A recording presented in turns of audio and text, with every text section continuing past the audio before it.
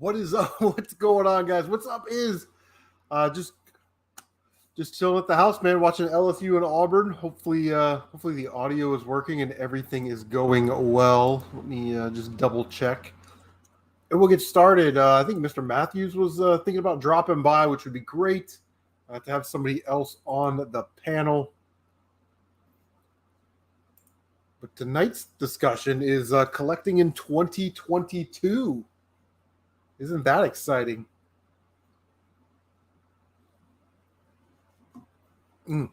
Yeah. Coca-Cola. I'll have to cut this. I'm not very good at taking a live stream and then cutting it up the next day and make splicing all the good parts together. You know what I mean? And making a shorter version, or when we just start talking about collecting in 2022, cutting out all those parts and putting them together, I'm terrible at that. Just kind of double checking, making sure everything is good, because always there is always audio issues. Listen, you want to make $1 billion, learn how to fix someone's audio for their live streams to where it's consistent. What did Nintendo say? Nintendo just had he just had a contest. I didn't win, but I left hey, congrats to the winner. He says you say that with more enthusiasm, more like he's being sarcastic, which is kind of funny if you think about it. It's like, no, man, I was doing something. I caught the video, wanted to make sure I left a comment. And there it is. Retro Tibion, what is up, man? That was a hell of a throw right there, man, into the double coverage over the linebacker in front of the cornerback. Anyway. All right, so tonight we are talking about collecting in 2022. I just want to make sure audio is okay. So give me a thumbs up if the audio is okay, and we'll get started. And I've got about 2 pages of notes, but this is one of those things that comes up every year about this time of year, the state of collecting, or collecting in 2022, or how to collect video games, that kind of stuff. And partially because it's convention season, and there's a lot of people that have panels, and this is an easy kind of softball topic to have. Thank you, Mario. Appreciate it. On the panels is, let's all talk about collecting and our experience and whatever. But also because people like me that live in cold weather states, garage sales are winding down. So all the hunters are hitting the Goodwills and the marketplaces and flea markets, and that's fine, but we just need to create content. So in the old days, we used to do challenge and tag videos, response videos. It seems you guys really enjoy the $100, system of the week collection videos, which are great, man. It's always fun to go back and kind of use your wits and your knowledge of the system to get the best collection that you possibly can. But, nowadays on YouTube, we do a lot of sort of discussion and reaction and that type of thing, where we're using other people's content to create our own content, I guess is the best way to put it. You're basically making content off the back of someone else. But anyway, we're talking about collecting in 2022. Like I said, this comes up at conventions all the time. I don't know if you guys subscribe to Mr. Rightway. He does not need my help getting subs. He's at 20 or 30,000 subscribers. But he was at a panel recently. I want to say the Missouri Game Con or Southern Gaming or something. And this was a topic that came up. And some of his thoughts, some of his answers were really spot on. And I think as we get older as collectors, we start to kind of feel the same way. You know what I mean? When we're young, we have a little bit different perspective than we do when we're older. But yeah, so we'll just get into it. And the first thing was sort of, is it different? Well, different than what? Last week? I'm using it's different from 2010, which is sort of when this video game boom sort of started. So, 2010, we get to about 2015, it was really taking off. We get to 2020, the video game thing is so huge, and then COVID happened. Everybody's staying at home. They're buying games, reselling games, investing in games, all that stuff. So the market exploded again. I had my best year on eBay in 2020, $13,000 worth of sales, which was great. tapered off a lot since then. People paying $8 for gas. They can't afford that copy of Mario Brothers that they want. But that's okay. I'm not dependent on selling video games to make a living. Buckeye Retro Gamer, what's up, man? I'm good, man. You going to Torg? I'll be at Torg. And listen, like I said, it's just a lot different. Social media is different. The way we resell, on eBay, Amazon, whatever, that's a lot different. But essentially, it's harder to find stuff, man. The demand is keeping the prices up. Thrift prices are going up. My local Goodwill's charging $7.99 for Wii 360 and PS3 games. It's crazy town. It's crazy. I don't know. Along with that, you've got employees at the Goodwills and thrift stores that are looking for the same thing. So they hold all the stuff back. They buy it at the end of the day. And, it's just harder to find stuff at the Goodwills. I remember probably one of my favorite Goodwill finds is my son and I went to, it was actually Ohio Thrift. We went to Ohio Thrift. They had 2 Nintendo 64 games. And they were both Super Smash Brothers on the N64. Both were 99 cents. And I bought them both, obviously, Another great thrift store find is I walked into the thrift store and I found my Pokemon N64 with the controller for $12, which was a great find. But those are so hard. It's so hard to do that nowadays. You guys know what I mean? It's crazy. Like I said, easier access to information. Everybody knows how to look something up on eBay or Amazon and price stuff accordingly. So those days of getting all the good deals, it's not necessarily over, but it is more difficult. I always say collect what you love, but what I never really say is, have a purpose, have an end game. What is your intent? What is the intent of having all these video games? If you want to be, we're specifically talking about collectors. If you want to be a collector, not necessarily if you care about gaming in general or whatever, but just as a collector, what's the point of having all this stuff?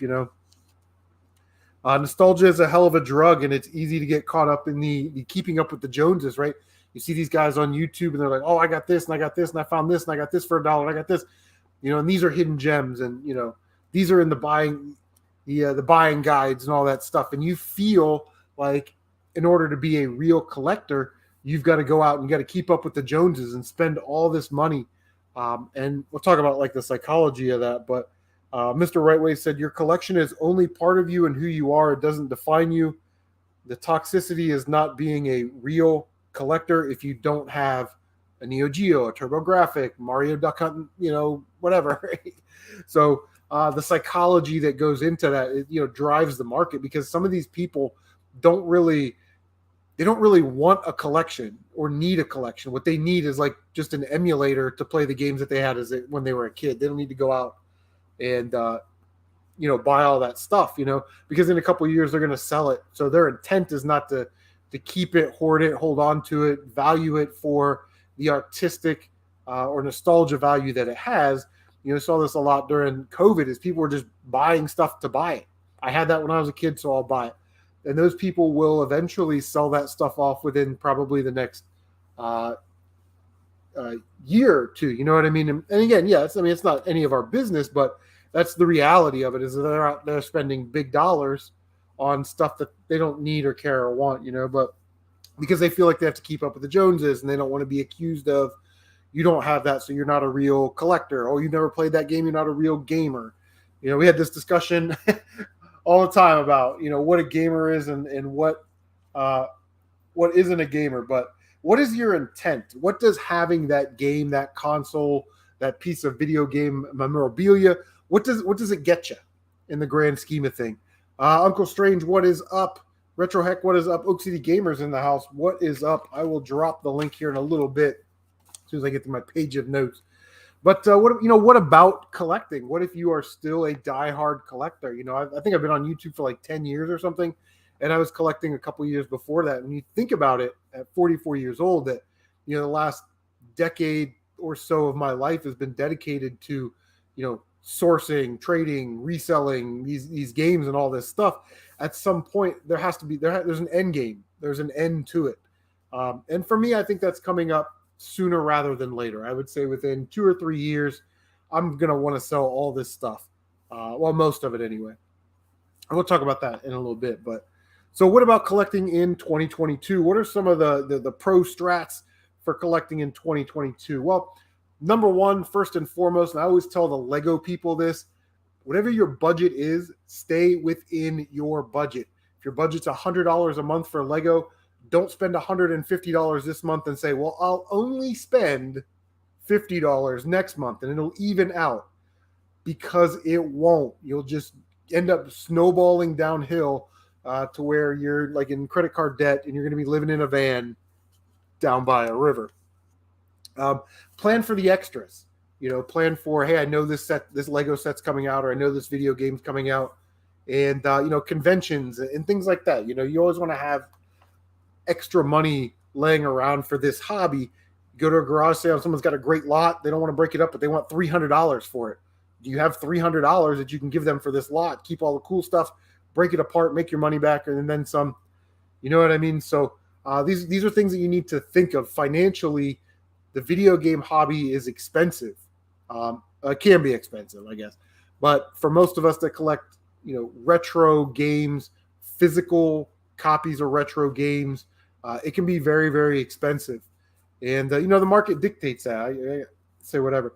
But if you're not into collecting physical, I would suggest emulators, because you get all the games for a very cheap price. And, even for like me, some of those exotic consoles like TurboGrafx 16, Neo Geo, consoles I will never really own in my life. I have a TurboGrafx and a handful of games. I'm very lucky to have them, but that will probably be the first thing to go when I start selling my stuff. But if you have an emulator, you have all of those games on an emulator, very easy to access. You can say you have the game without really like having the physical version of the game, and it's a cost saver too. I see so many of these guys at conventions. You guys have all been out there. They don't look like they have a pocket to piss in, and they're out there spending like the paycheck on, these very expensive video games. And as an investment, it's probably not the worst thing in the world. But when we're talking about having some food laying around or eating ramen noodles for the next 2 weeks, you might not want to buy the video game. So, and save some money. So you can do that with an emulator, or if you have like a PS4 or something like that, you can buy games from the store that are cheaper. But one of the things that the emulator does is it allows you to focus on, remember we just talked about what's your intent? It allows you to focus on what you want physically to own. What's up, Phil? What you want to own physically. So you can sort of prioritize it that way. My collection, I've sort of prioritized things a certain way. I give it the old quantity versus quality type thing. So my Genesis collection, very small, maybe 20 games or so, 25 games. Quality. I don't have any sports games. There's no Monopoly, stuff like that in my Genesis collection. My Nintendo collection, 100% quantity. Now I have some bangers. I got Jetsons, Contra Force, Sealed DuckTales too. I got some really cool stuff. But if there's a game that I don't have for Nintendo that it's $1 and it's a game I'm never going to play, like Wheel of Fortune or something, I'll generally buy it to add it to the collection just because I love Nintendo so much. Yeah, Phil, definitely. You have that nostalgia for it, So when we think about collecting as the accumulation of games, how do you want to get them? If collecting is the accumulating of games, how do you want to get these games? Well, there's a traditional method. Source, reflip, or sell, to flip them, take that money, put it back into your hobby. It's the tried and true method. We've been doing it for years, right? But it's harder to source now. So you may need to source other things like clothing items or collectibles or DVDs, whatever it is. It used to be you could buy boxes of video games, keep what you want, flip the rest and make a profit, and have extra money for garage sales or conventions. It's hard to do that nowadays. We do it every year on this show. Number B here, number 2 that I have, consider doing trades. Trades is the best way to get the games that you want and get rid of the games that you don't need. We trade all the time. And I do love trading. I call it the 100-game conundrum. You go to a garage sale, you find a box of video games. You keep everything out of that box that you want. You sold everything else in the box. You made your $100 back. You got one game left. That's $100 game. What are you going to do with that game? You can hold on to it if you want, I guess. I didn't really consider that, but you could trade it.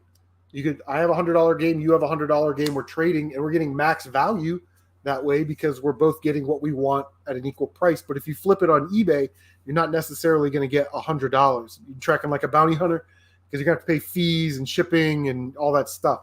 So your $100 may be actually $80 cash in hand, but you could trade for, a $100 game. So you're really just, like I said, maximizing the value on that. You have to be aggressive. Be aggressive. Be aggressive, right? You have got to constantly be sourcing. And it's like a job, man. Looking at Facebook, hitting thrift stores. I make it a priority I'm off Fridays. Every single Friday, my ass gets up real early because I know everybody else has to go to work. And I hit the thrift stores, the pawn shops, the flea markets, and I hit all the garage sales I can in that area. So always, without fail, it's a part of my life. You know what I'm saying? Like, you have got to be aggressive. Okay. Some of the best things that I've ever got at garage sales, I asked for, or I was aggressive. We went to the Bexley community sale and we actually saw this happen.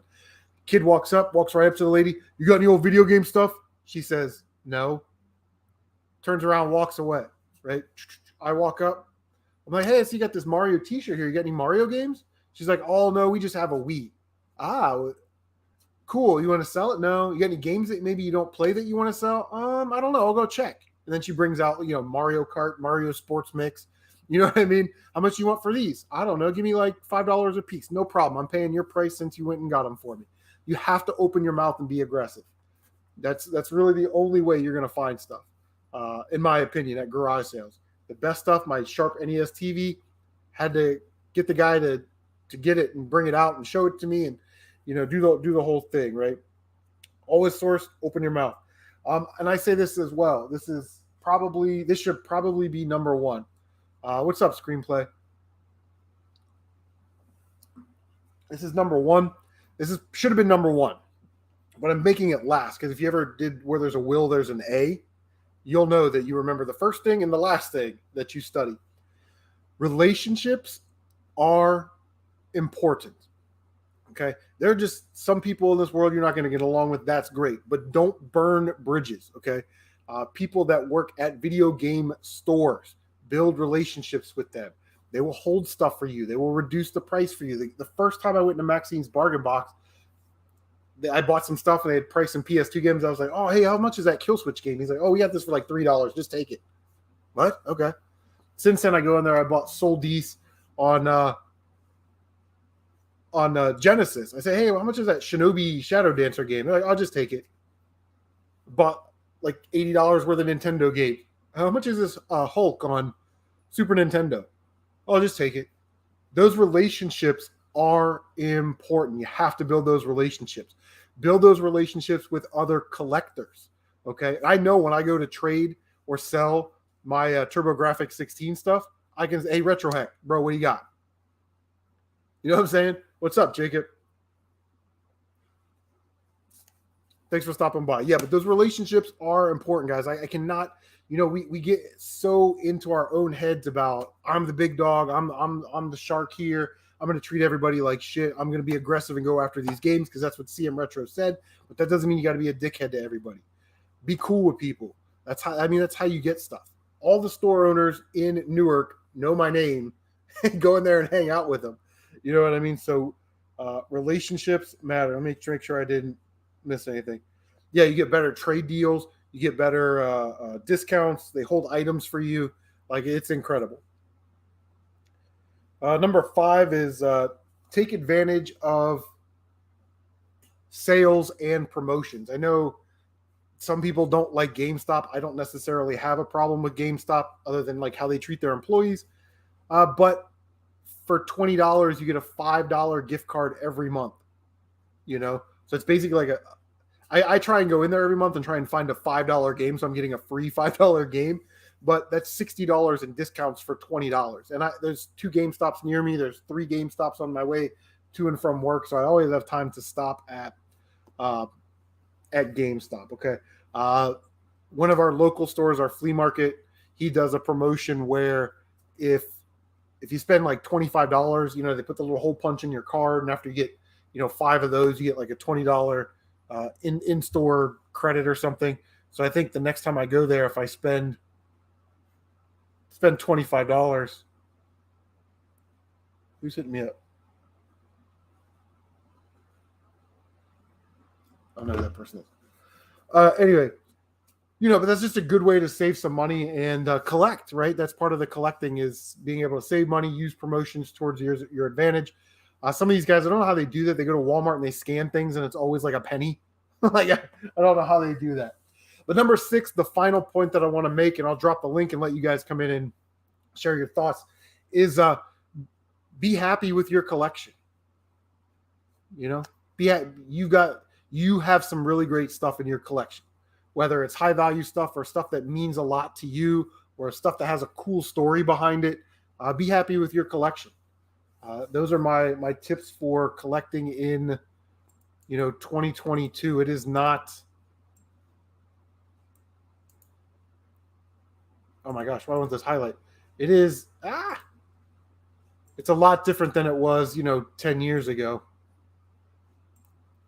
And there's certainly some trials and tribulations out there. Boom. There's the lank. But so I always find this interesting when I see it on conventions and hear people's ideas. And a part-time reseller is basically like a full-time job. You know what I'm saying? So Buckeye knows that.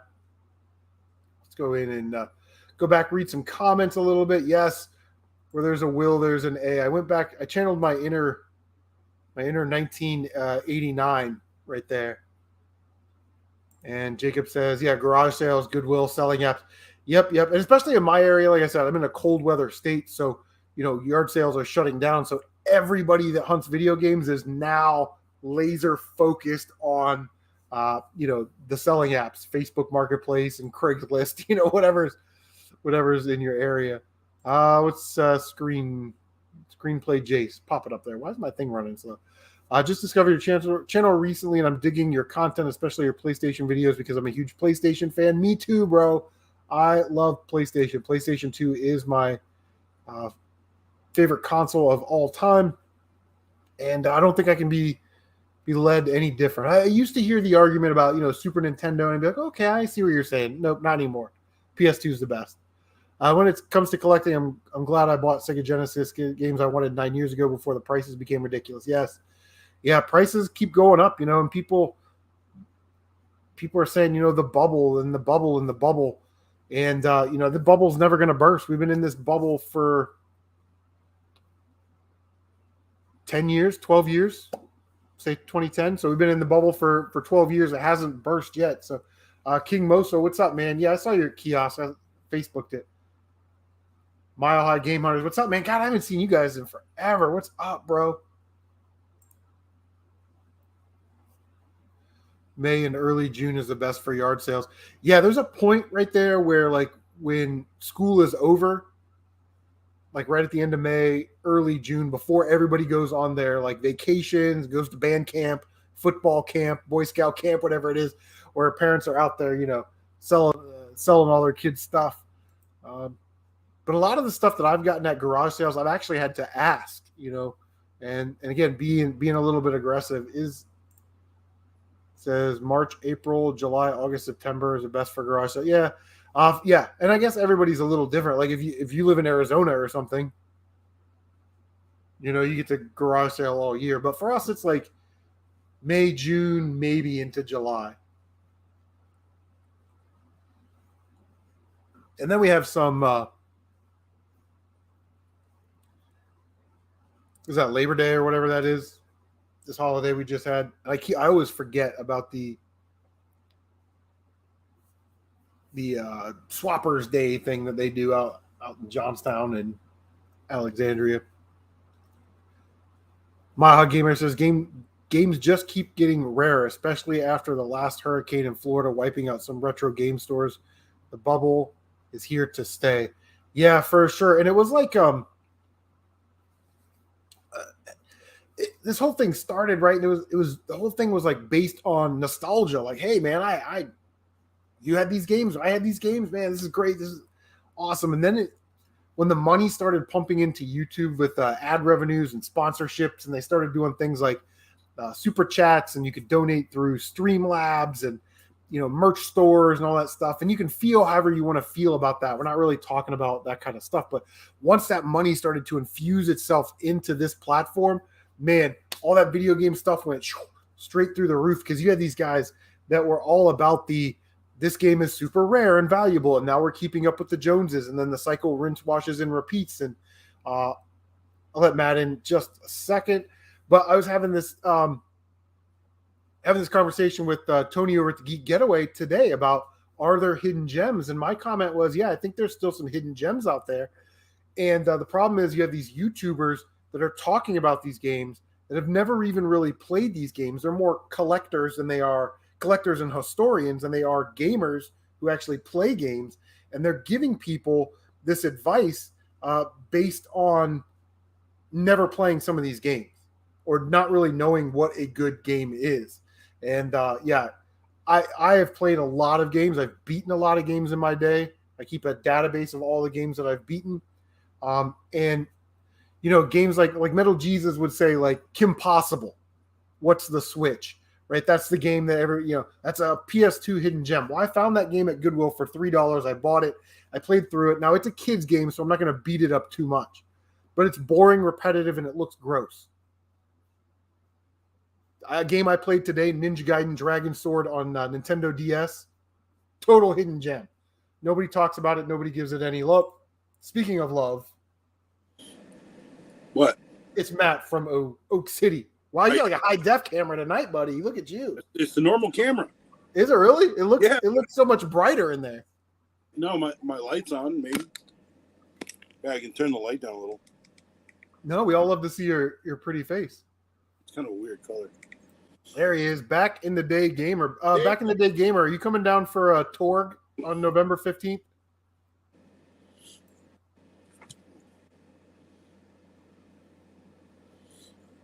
Screenplay says he highly agree. Got interested in Sega Saturn games and Sega CD games that I wanted because my favorite YouTubers talking about them in 2011, 2012. So those games, you probably have $1 bazillion because those are expensive. Y'all got Grogu with me tonight. Nice. There he is, Nick T. Wolf. Oh man, would you rather buy a video game or a rare micro machine? Ooh, like a rare video game or a rare micro machine? I would rather have the rare micro machine because I have an emulator and I can play any rare video game that I want.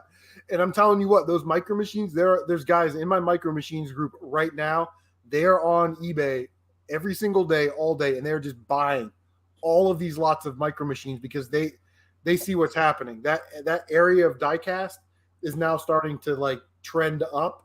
And they're buying all that stuff, and they're going to resell it in a couple years. What's up, my game hunters? Yeah, dude. No, I sent you a little piece of plastic, and you were super excited about that thing. Yeah. A little clippy piece of plastic. You're like, whoa, that's got the thing that goes under the cardboard. Yeah, dude. You never find that. Ever. Yeah. Unless you're opening up like a new old stock box, you'll never see them. And I don't even know if it's still on eBay anymore, but somebody had like the trailer the trailer for the boats. You put the boats on them, and it was like 5 of them for $35. I was like, what? What are we talking about? With the boats or not, or no boats? No, they're just the plastic trailers. See, I'm going through a bunch of my old stuff. I've got a bunch of just the cases for the the ones that split in half. I don't have any. The Travel Cities. Yeah. And then I want to send you the one. It's the barn. I'm just missing a couple pieces from it. Oh, nice. That's cool. I've been trying to put it all together for you. Mostly because I know got the love for you there, Chris. Secondhand toy dealer. What's up? Papa Pete is in the house. So, Matt, what do you think about this whole collecting in 2022 thing, man? How regions are different. How has it changed for you over, like, let's say the last decade? Well, I've always lived in kind of like a desert as far as game stores go. It's part of the reason why the thrifting was kind of my scene. And thrifting has gotten worse, but it's not as bad around here as some places are.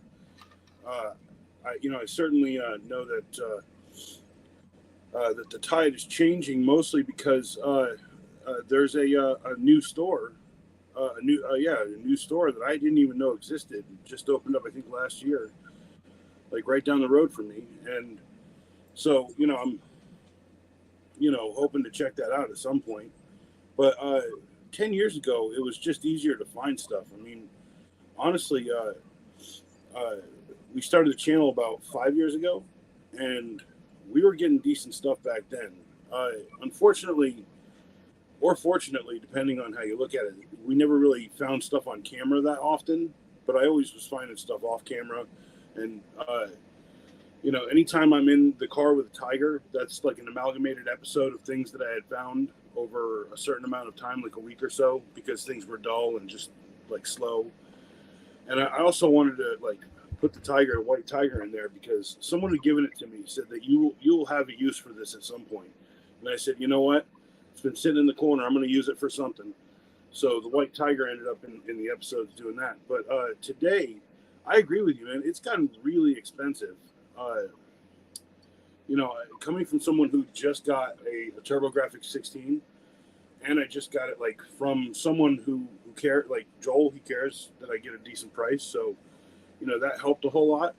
But like, I'm looking at buying games for it, and there's just, 60, 50, that's like the entry price for the cheapest games. And,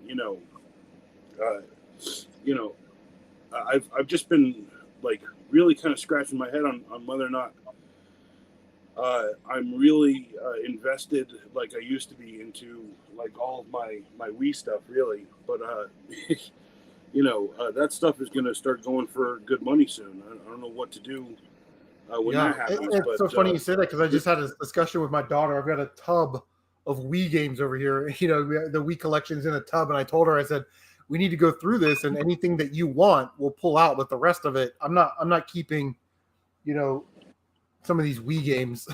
Yeah, I mean, my end game is making a video and then getting rid of it. Like, honestly, I always envisioned like making the video and then just sending it to a subscriber. Like I always thought that was the best kind of plan. If if it was about just getting rid of the games as opposed to like selling it all off. But reality is, I need an audience to do that. So I mean, I'll get there one day. But right now it's about making the videos for me. Yeah. I love the collection. I mean, I'm looking over at my PS2 stuff right now, and I can see like Teen Titans, the video game, and I've never played it. I want to play it. I really do. I just haven't had the time to do it. But on the same tip is like, I'd like to document that, that I played the game. I guess I don't know, in some sense. Yeah, but it's actually pretty fun. It's not. I wouldn't say it's difficult, but it plays like Marvel Ultimate Alliance. It's got like that top-down isometric. Yeah. Kind of cool. Yeah.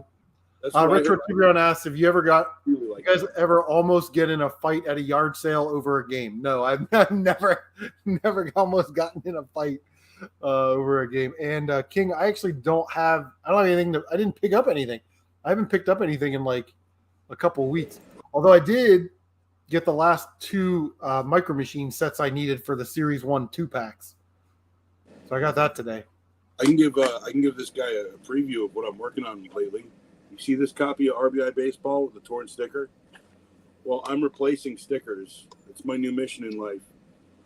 Yeah, I'm buying these old new stock Pat the NES Punk stickers, and I'm just replacing everyone I can find.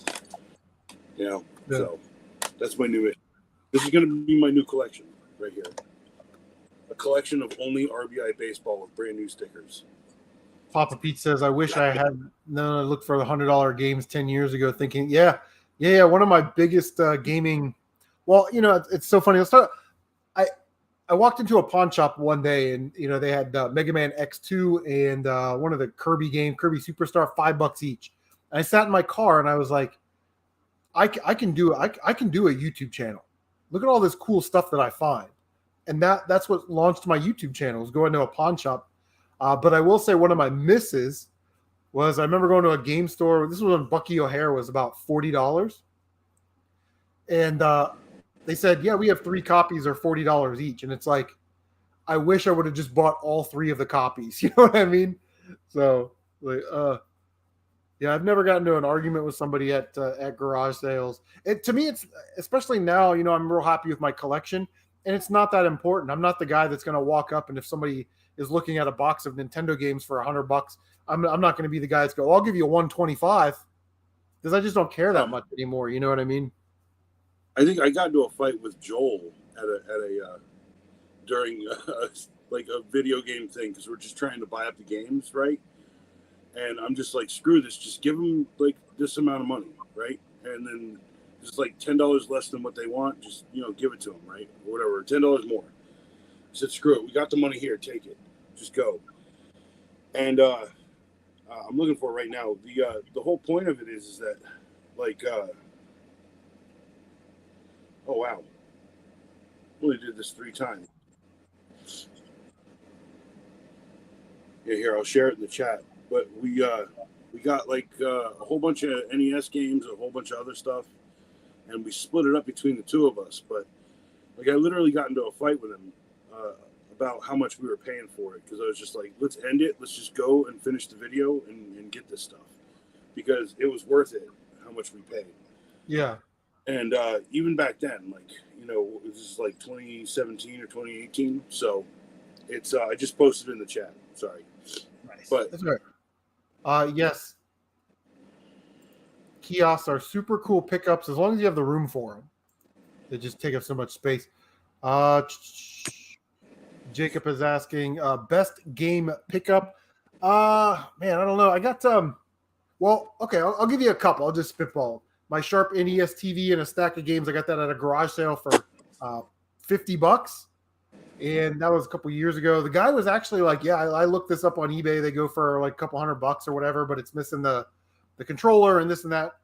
And he said, give me an offer. And I said, well, don't kick me out of your house, but about $40. I'll start there. He goes, well, give me 50 and you can have it. Okay. So that was a pretty good one. I went to a garage sale, and this is how it happens. Again, you've got to ask. I was looking at the table, a lot of glassware. Picked up a Sega Genesis power adapter. So I asked the lady if she had any video game stuff. She goes into the house, comes out with a blue Reebok shoebox. I still have that box. It's in there. And inside, no games, but the boxes, the manuals, the inserts for Nintendo games. And it was like Double Dragon, Battletoads, Ninja Turtles 3. What else is in there? Chip and Dale Rescue Ranger, Darkwing Duck, Contra. Just they're just boxes of manuals. I said, how much do you want for all of this? Oh, and then she had a Nintendo, just a regular Nintendo, no cord. I said, how much do you want for all this? She's like, how about $20? I was like, I'll give you 40. You know what I mean? Now, again, the market was a little different back then, but I knew Battletoads Double Dragon was definitely worth it. So I got that. That was a good pickup. We traded for a sealed copy of DuckTales 2. We always get good stuff in the trade show. But yeah, you gotta ask. You gotta go to these garage sales and ask. You know what I mean? Yeah, that's how we got the one in the video. That's how we got that deal in the video. My best pickup has to be. It's a full GameCube, right? With a controller, everything that goes with it, and it even has on it. Come on.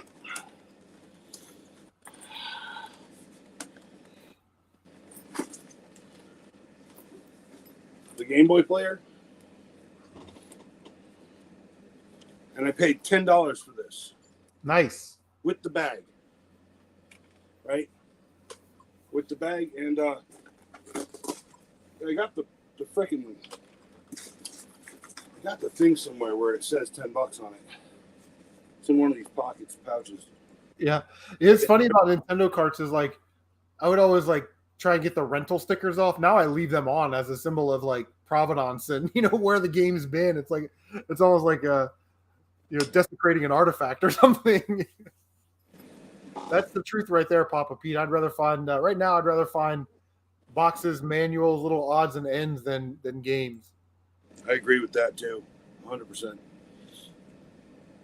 And my best game pickup probably was I went down to the dump to get rid of some electronics, DVD players and stuff, and I was putting them into the bins, and the electronics bins are right next to the media bins. And in the media bins, if you look, you see like CDs, DVDs, all kinds of stuff.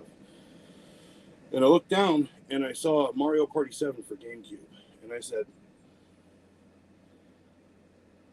I'm about to commit a felony, right? Because I stole from the trash Right. place, my county trash place, and no. So I reached down to pick it up, shove it into my jacket, like walk straight back to the truck, like get in there, just go. So I got it for free, but I did have to break the law to get it. But it was in great condition, had all the papers, all the stuff in it. That's crazy. Had Well, if it's at the dump, it's trash. Someone threw it out. It's in public domain. Yeah, it's not stealing. There's signs, man. I've had to pass up on taking a couple Macs out of there too. So, I need another Apple computer around here. Mario says, went to a yard sale. Lady sold you a $4 PS4 because she said it didn't work. Took it home and it worked perfectly. It's crazy, man. What's up, gamers? Manuel. Manny's here. What's up, Manny? Manny's the go. Yeah. Rental stickers, man. It's just kind of neat, Actually, I found a rental sticker. I forget what it was, someplace in Michigan. And back in the day, Gamer actually rented games from that store. And there was a very high likelihood that he rented Journey to Worm, which was the Nintendo game that I found with the sticker on it. Very likely that he rented that cart as a kid. So I sent that to him, and then he sent me, the copy he had in his collection. See, I was going to say, I actually keep a collection of disc, like the disc games that I find in Blockbuster cases. I keep them in the Blockbuster stuff, man. It's for sure, and that even that's getting to be like the feel of those cases and the nostalgia for the way they pop open sounds way different than a regular DVD case. Yeah. And then when you open them up and it's got that the Blockbuster logo embossed in I sell those. Like I'll go to garage sales and I'll find those cases or whatever, and I'll sell them on my eBay store when I find them. I'll do 3 for $5 or something, and they're just plastic cases. Oh, and speaking of taking stickers off things, I don't care about desecrating certain things. All right, because this is all I'm doing. My next episode, right, is it's supposed to be this. Hold on, it's supposed to be. So I put out my last episode. It had all that stuff, and it's supposed to be desk mats next episode. But I pushed desk mats back to do a relabel on one of these RBI baseballs. And here it is. And the first one, it was really a nasty sticker. It took forever to get off. Yeah, here's the first one. Yeah, there's the first one. So this is going to be my new collectible, which is video documented replacement new old stock stable labels. And then one day the provenance will be there because I document the backs of each of them in the label or the labels on the backs in the videos. So you'll be able to tell which one's from which video. But, hey, dude, these were bad labels. Go look at the video. These were bad labels. If someone wants to tell me I'm doing wrong, that's fine. I don't have a problem with that. But I'm going to have a freaking shelf. It's just RBI baseball, Tengen with brand new stickers. It's my freaking. It's an awesome game, by the way. I love that game. Oh no, it's a great game. I think I have it in Gray Card too. I have it in the Gray Card. You can see it right here. Nice. So. I say another really. It was a half-price books pickup. I don't know if you get. Not everybody has half-price books, but they had Super Bowling on Nintendo 64 with the manual, and it was $50. Ooh.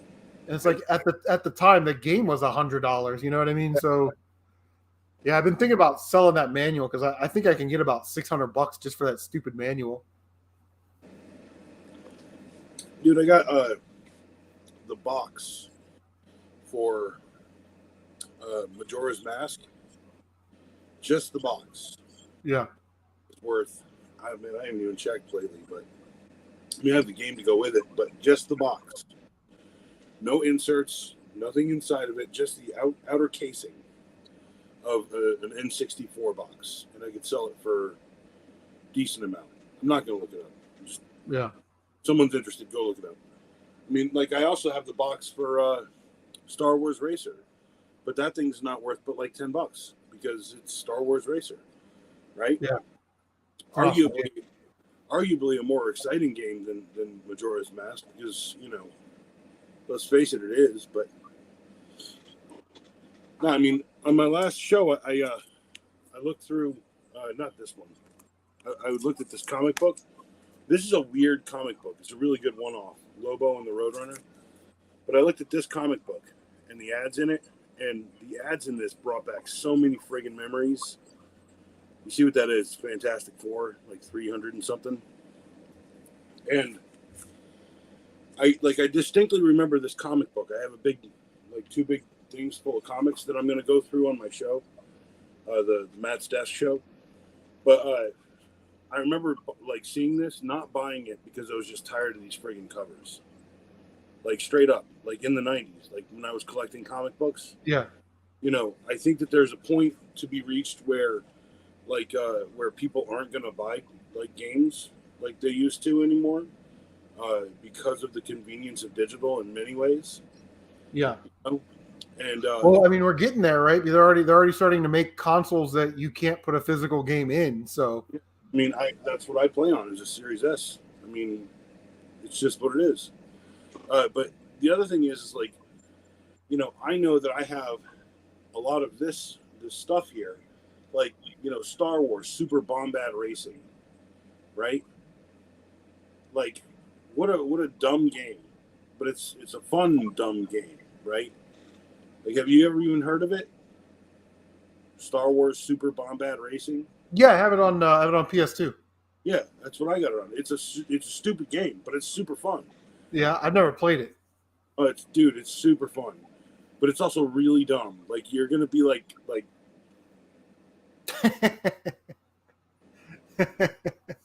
yeah, because it's of the era, like 100%. Yeah. Well, you get into the economics of it too. Like, money doesn't go as far, so you're not able to get a big enough space to house a collection. So it's easier to go digital. Yeah. You know? Well, the other thing is, like I said, I want to go digital with the stuff I have. You know. Like, yeah. Because I know it's possible, right? I mean, I got a PS2 with a couple of things like a hard drive and free McBoot. You know, I've got my original Xbox memory cards. Yeah. One of these two cards is one of the cards that I used to mod my Xbox with back in the day with Splinter Cell. So yeah, I'm just saying, like, you know, I was saying in the chat earlier, like the reason why I started collecting again, because I never got rid of my Xbox stuff and I never got rid of my Sega Genesis stuff, because that was the stuff I truly cherished from my childhood. But as soon as I got rid of my Nintendo stuff, I kind of regretted it. Yeah, it's been kind of a push to get a bunch of that back. I'm actually, you were asking me what I was looking for at the trade show. I know what I'm looking for now. I'm looking for Mike Tyson's Punch Out. Yeah. Yeah, and or even regular Punch Out, but I want Mike Tyson's Punch Out. But you know, like the games that I've got now are some of them better than the ones that I ever dreamed I'd have as a kid. Yeah. So like buying up stuff and getting stuff when I can, using money wisely, right? Because I think that's really what you've been talking about, like at the beginning of this, and like most of the time that you're on your channel is really just like the forethought of using your money wisely. It does so much to help your collecting, right?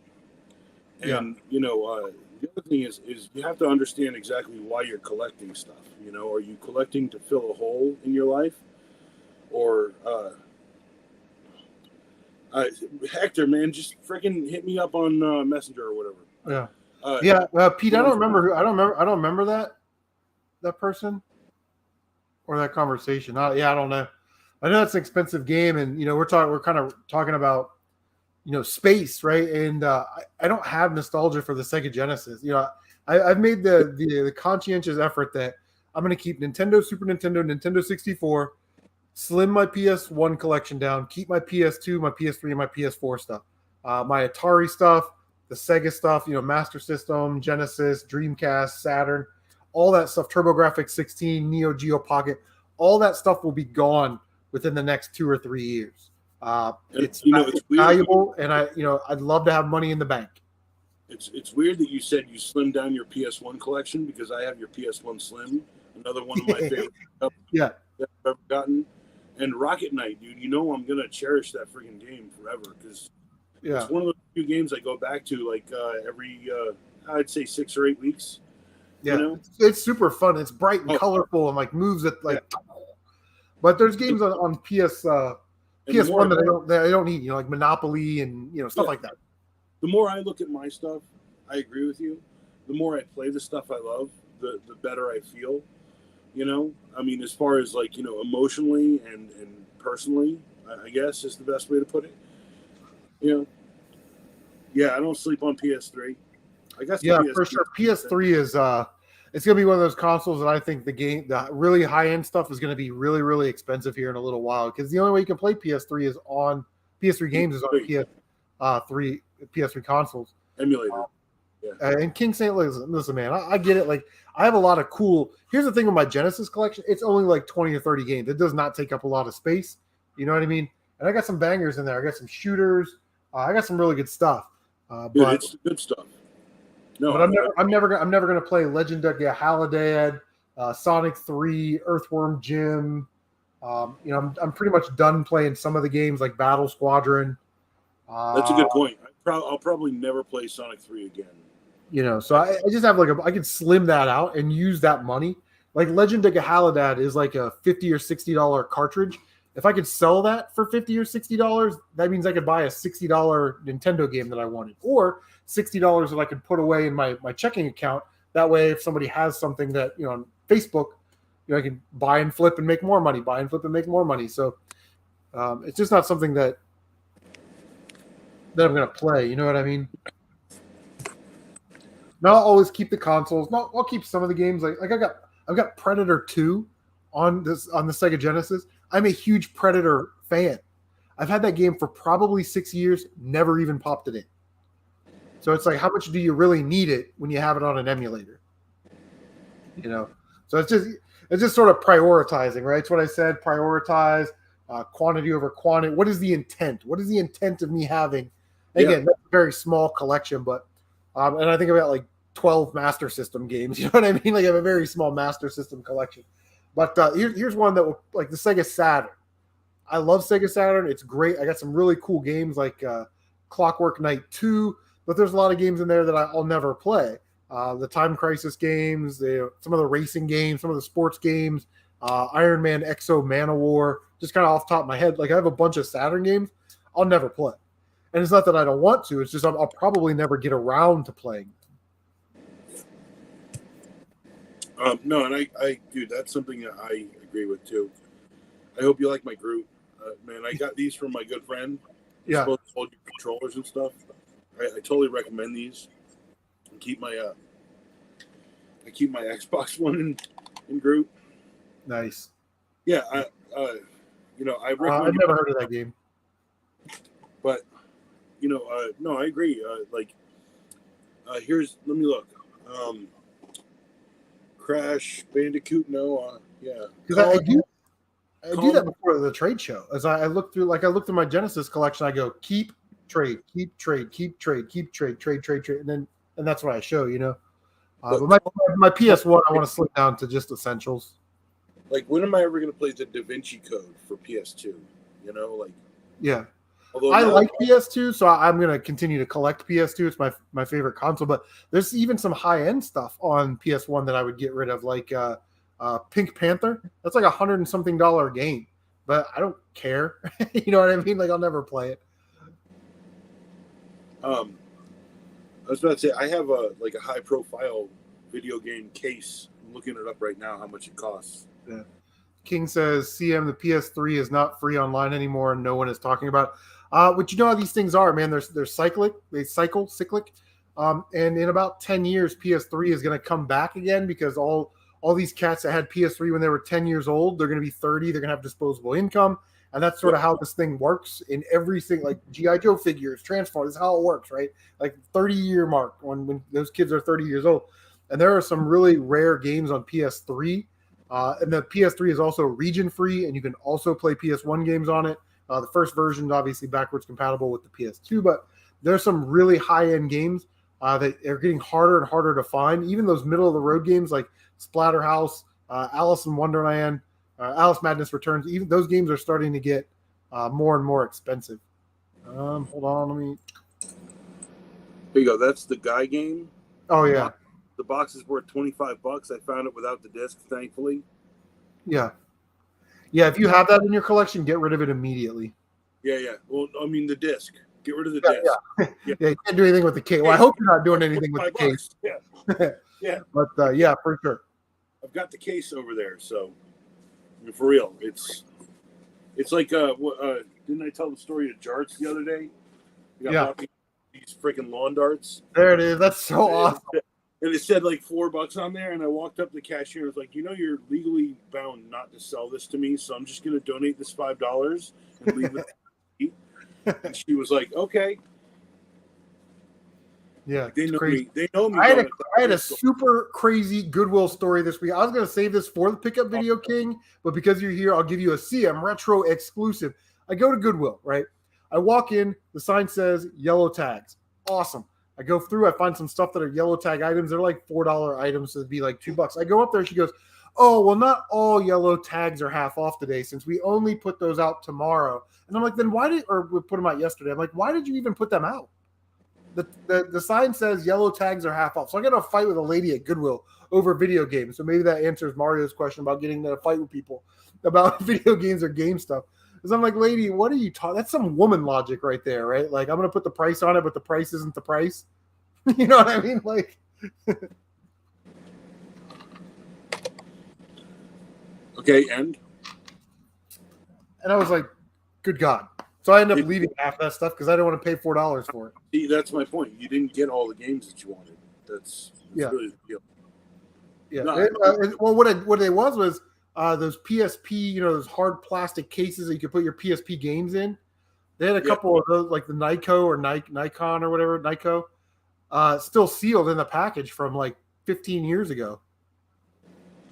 And they wanted like $6 for them. And I was like, well, if they're $3, I'll get them for sure because they're still sealed in the package.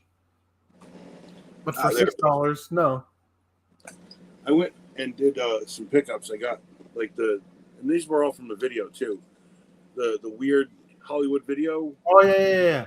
Like, I'm literally sitting there. The gears are turning. I had to leave it in the video. Me just figuring out that this is from Hollywood Video. Whenever I find cases, I buy the case. I don't buy, I bought it for the case, right? The lady was like, do you want a discount or something? I was like, sure. But I'd pay $1.50 for it because the case is worth, more than $1.50. Right? A real deal, like old school GameCube case. And then, that's happened to me a lot lately because I know there's a guy who's getting there before me. See, here's something he left. And then this disc is in bad shape, but I'm going to order up like a couple loose copies. Yeah. You see the spider cracking on it? Mm-hmm. It just, it's got to be, like you get the case, then you're halfway there. Loose games are everywhere. Mm-hmm. And like that era, Chris, you remember that era, right? Okay. I know you had a CD book. Yeah, for sure. Yeah. Right? Here. Actually, this is how prevalent CD books were back then. This is something I found at a freaking thrift store once. And it had no games in it, but I was super happy to buy it because I actually had 2 of these to put like music CDs for a little Japanese Philips player I had. Yeah. Right? And it played like copied MP3 CDs. So like back in the day when you were in my car, you saw it was a little weird, had a bump at the bottom and it was like this. And it was Phillips, and you press the side of it, and it would open up like a clamshell. And I put a little regular mini CD into it, just like a GameCube disc. People are like, "You want to play a GameCube game?" And I'm like, "Nah, man, I want to play some music, bro." And I actually have 2 of these from my youth that I de-stitched the GameCube stuff from because people were talking trash about me so much about it, right? And So there's 2 less in the world because you destroyed them. No, they're still in the world. I use them for GameCube games now. Yeah. Like, that's the worst part is like the young me was happy to take the thing off. The old me is upset that I didn't. That's crazy, right? We're different people. You got to ask, right? Dude, this had $6 on it. And I said to the lady, "This is worth $2, maybe $3 at most. I'll give you $3.50." Right? And she was like, "Well, I'm not authorized." I was like, "Do you know someone who's authorized?" Right? And she was like, "Well, I guess I am authorized." I was like, "So you are authorized?" And then I put my phone down and I was like, "Yeah, look at this. It's on the internet. Here's like the sold versions of it on eBay. Can I please just pay you $1.30 extra for it for me not dealing with it?" And she was like, "Sure." And then I bought this and some other. I bought movies, and I bought this this DVD case, this DVD bin thing. I bought that from them. You know, and I don't know if you can see it. Hold on. Hold on. Got to move, Grogu. You see this thing? Thor's hammer? No, that beige box. Yeah. That is a 3 position, like 3-piece, like you flap open the door. It's a Case Logic CD holder, right? I paid like $5 for it. I think they go like 25 online. So, I was happy to pay her for all of the other stuff, right? Full price. And she knew she was getting $50, but I was not going to pay $6 for friggin' Faces Loaded 2 second season. Was not going to do that. Yeah. Secondhand Toy Dealer says his wife just gave him a disapproving look at that women logic. Listen, men and women are difficult in our own special, unique butterfly ways. Men are difficult in our own ways. For every woman who's stuck in their ways, there's an equal but opposite man stuck in a different kind of ways. King says he thought about selling his PS3 collection. Well, you might want to hold on to it for a couple more years and then sell it, because those prices are going to... No, yeah, I got a weird feeling about PS3, and I'm already starting to see it, and I'm already starting to hoard common games that I don't care about, like Assassin's Creed and Call of Duty. I kind of feel bad that I sent you that not for resale carded freaking game that you said you didn't want when we did our first trade, Chris. It was like Uncharted or something, or which one? It was a PS3 game, Uncharted or something. It was on the not for resale card, like it came with the console. Oh, okay, yeah. I'm just saying those will be worth, good money too. Dude, yeah. Like I could say my biggest and worst collection is my Halo collection. Okay, and Chris, you know me, I love Halo, right? I have a Halo tattoo. Okay, I own 4 copies at least of the original Halo because LAN parties. And the other thing is that I have like at least 5 bins of like Mega Bloks Halo stuff, and like I got to dig up like out of my phone like pictures of when I was doing the diorama on my table from like 2016 and stuff like that, because like I had the whole thing laid out. I had like a battlefield going on, everyone fighting each other, and when Halo 4 came out, it kind of ruined everything because I had to like put a contingency of like ancient like light warriors or something in there, but I coped fine. But what I'm saying is like, that's why I switched to a Lego table. I did a Lego City for a couple of years, and now it's kind of covered in boxes because don't collect things unless you plan to display and show them, right? Like boxes. Yeah, I mean, I don't have Micro Machines displayed right now, but what you're making is a very good point. Is that it's hard to find video game stuff, which is like my first love. So you sort of bleed over into other things like, oh, I'll buy this big box of Legos at the garage sale. I'll buy this tub of Micro Machines, and you start finding other ways to like if you think about all the money that I spent on Legos and Micro Machines, if I'd have just pocketed all that money, I could buy Little Samson 5 times over by now. You know what I mean? Like, here you go. Okay, like earlier in the conversation, I said, definitely put money aside for when you want to buy Legos, right? Like, yeah, maybe for sure. buy a couple of like cards or whatever, prepaid Visa cards, because I ate ramen for a week because of this stupid thing. Right? I mean, like, look at this though. Okay, it's got like an alien singer. Yeah, it's got a vampire. I actually think that Lego Video will be expensive in the future because nobody bought it, and they do have exclusive prints. My Cars 2 Legos are worth so much right now. Yeah, because no one bought them.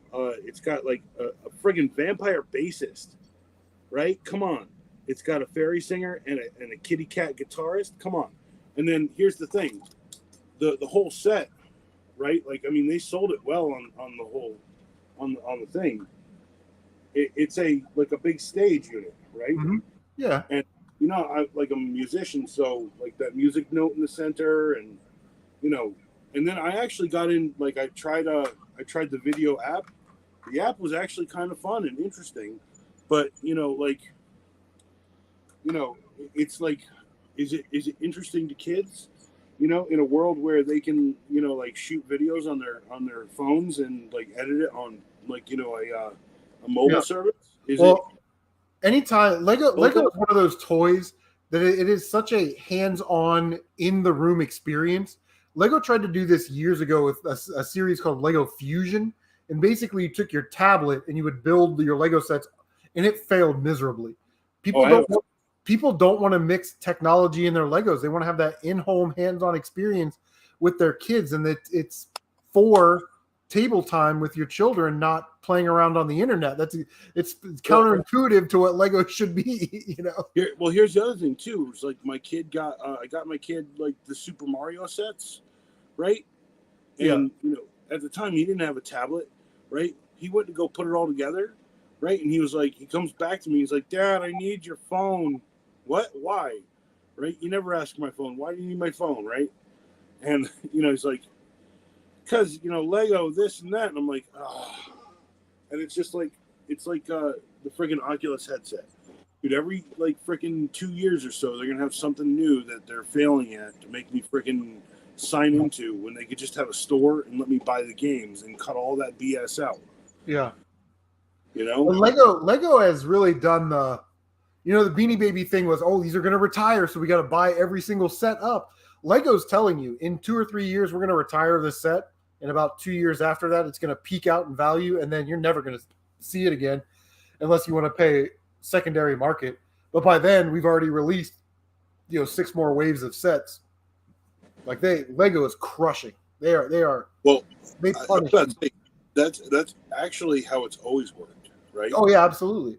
But like in the 80s and 90s, nobody really, there's new Lego sets. But now you have so many collectors and investors that are like, I have to get there on day one to buy my James Bond, Speed Champions, because they may only do 1 or 2 print runs. Remember when the Razor Crest came out? It's a beautiful set, beautiful Lego set. It's a great set. It came out, it was $130. You could only get it at the Lego store or on Amazon, and it was gone within about 2 weeks. It was all bought up. Lego was like, yeah, I don't know if we're going to make more. The price of that thing went to about $475. And then Lego said, well, we're going to do a second run of these. And then that price came back down to, whatever, 130, whatever it is, retail. Yeah. Whatever it kind of is now, actually. But now it's they're going to retire. Yeah, because they're going to retire it. Yep. So I have a Lego set. It's the from Rebels. Yeah, Rebel sets. The ship from Rebels. Yeah, the Ghost. Yeah, the Ghost and the ship, the Ezra Brooks ship or whatever, Ezra Miller, whatever ship. Ezra. That's all I remember from the stupid character. Like those 2 sets, the ones that link together, they're going for good money now. And it's because those sets, they Rebels only up for a short period of time. No one bought those sets, and now, Star Wars has always been a big thing, but now with the internet and streaming and all this stuff, it's become like just crazy because there's so many unique minifigures in that set. Like in that Ghost set, there's like Hera, she's the green one. Dude, Jeb. Sabine Wren. Jeb. Zeb Aurelius. Yeah, Zeb. That's it. Kanan Jarrus. You know what I mean? Like all 4 of those minifigures.